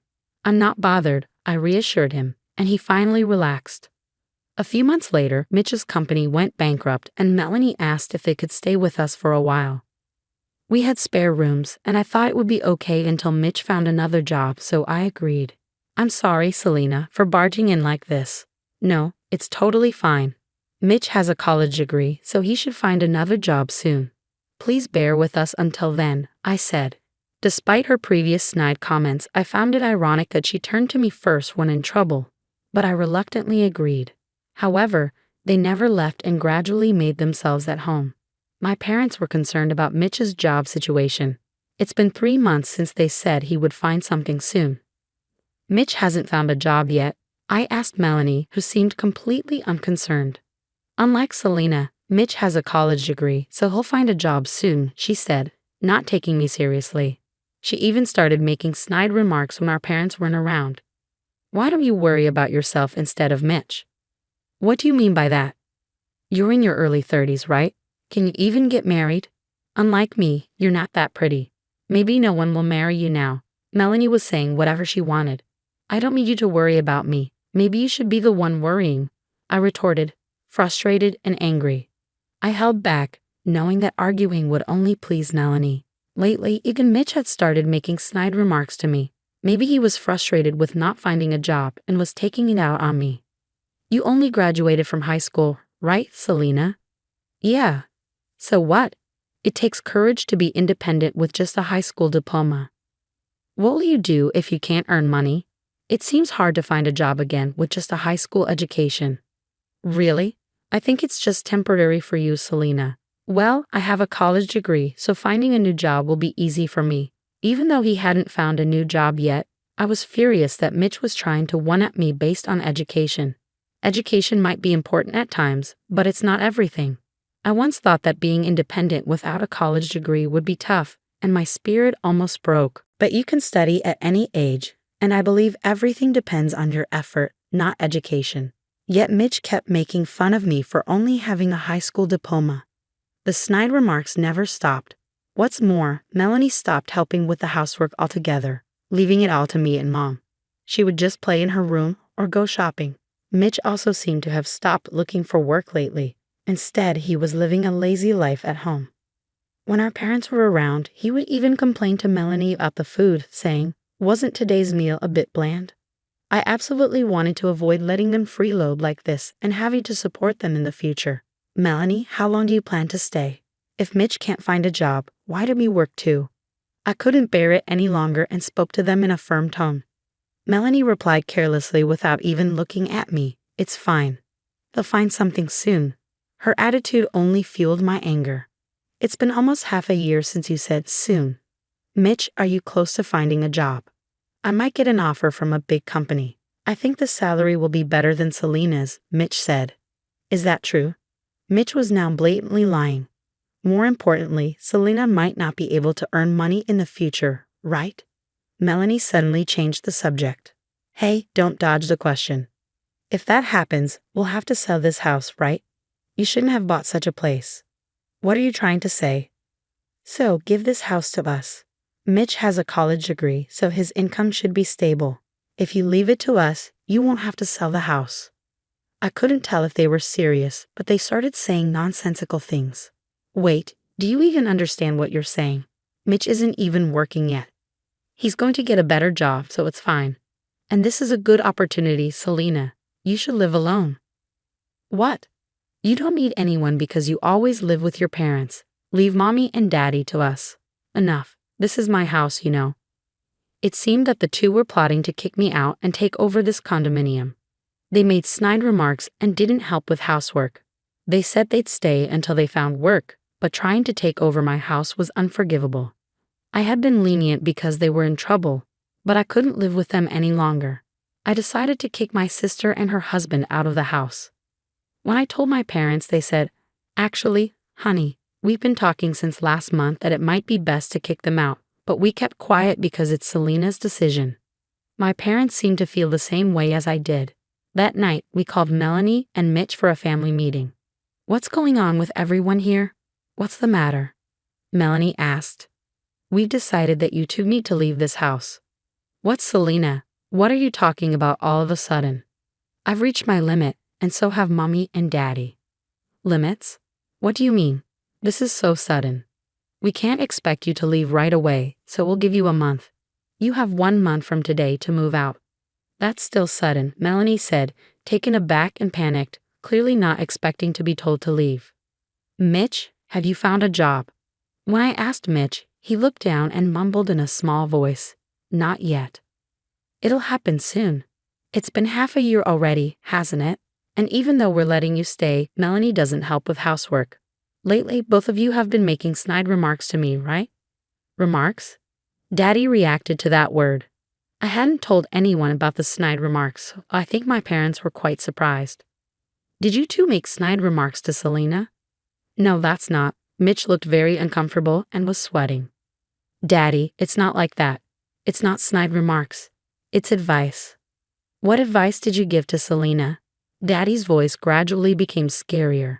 He rarely gets angry because he's usually gentle, but when he does, it's frightening. It's more like, perhaps intimidated by Daddy's pressure, Melanie's voice trailed off. I explained to Daddy on Melanie's behalf. They advised me that since I only have a high school diploma, my future is uncertain and that I should live alone to get married, right? I repeated what they had said. Daddy was completely furious. Enough of this nonsense. Uncertain because of a high school diploma? Better to live alone. Are you in a position to say that? Melanie remained silent, looking down. "Let me say this now. You have a college degree, so why can't you find a job?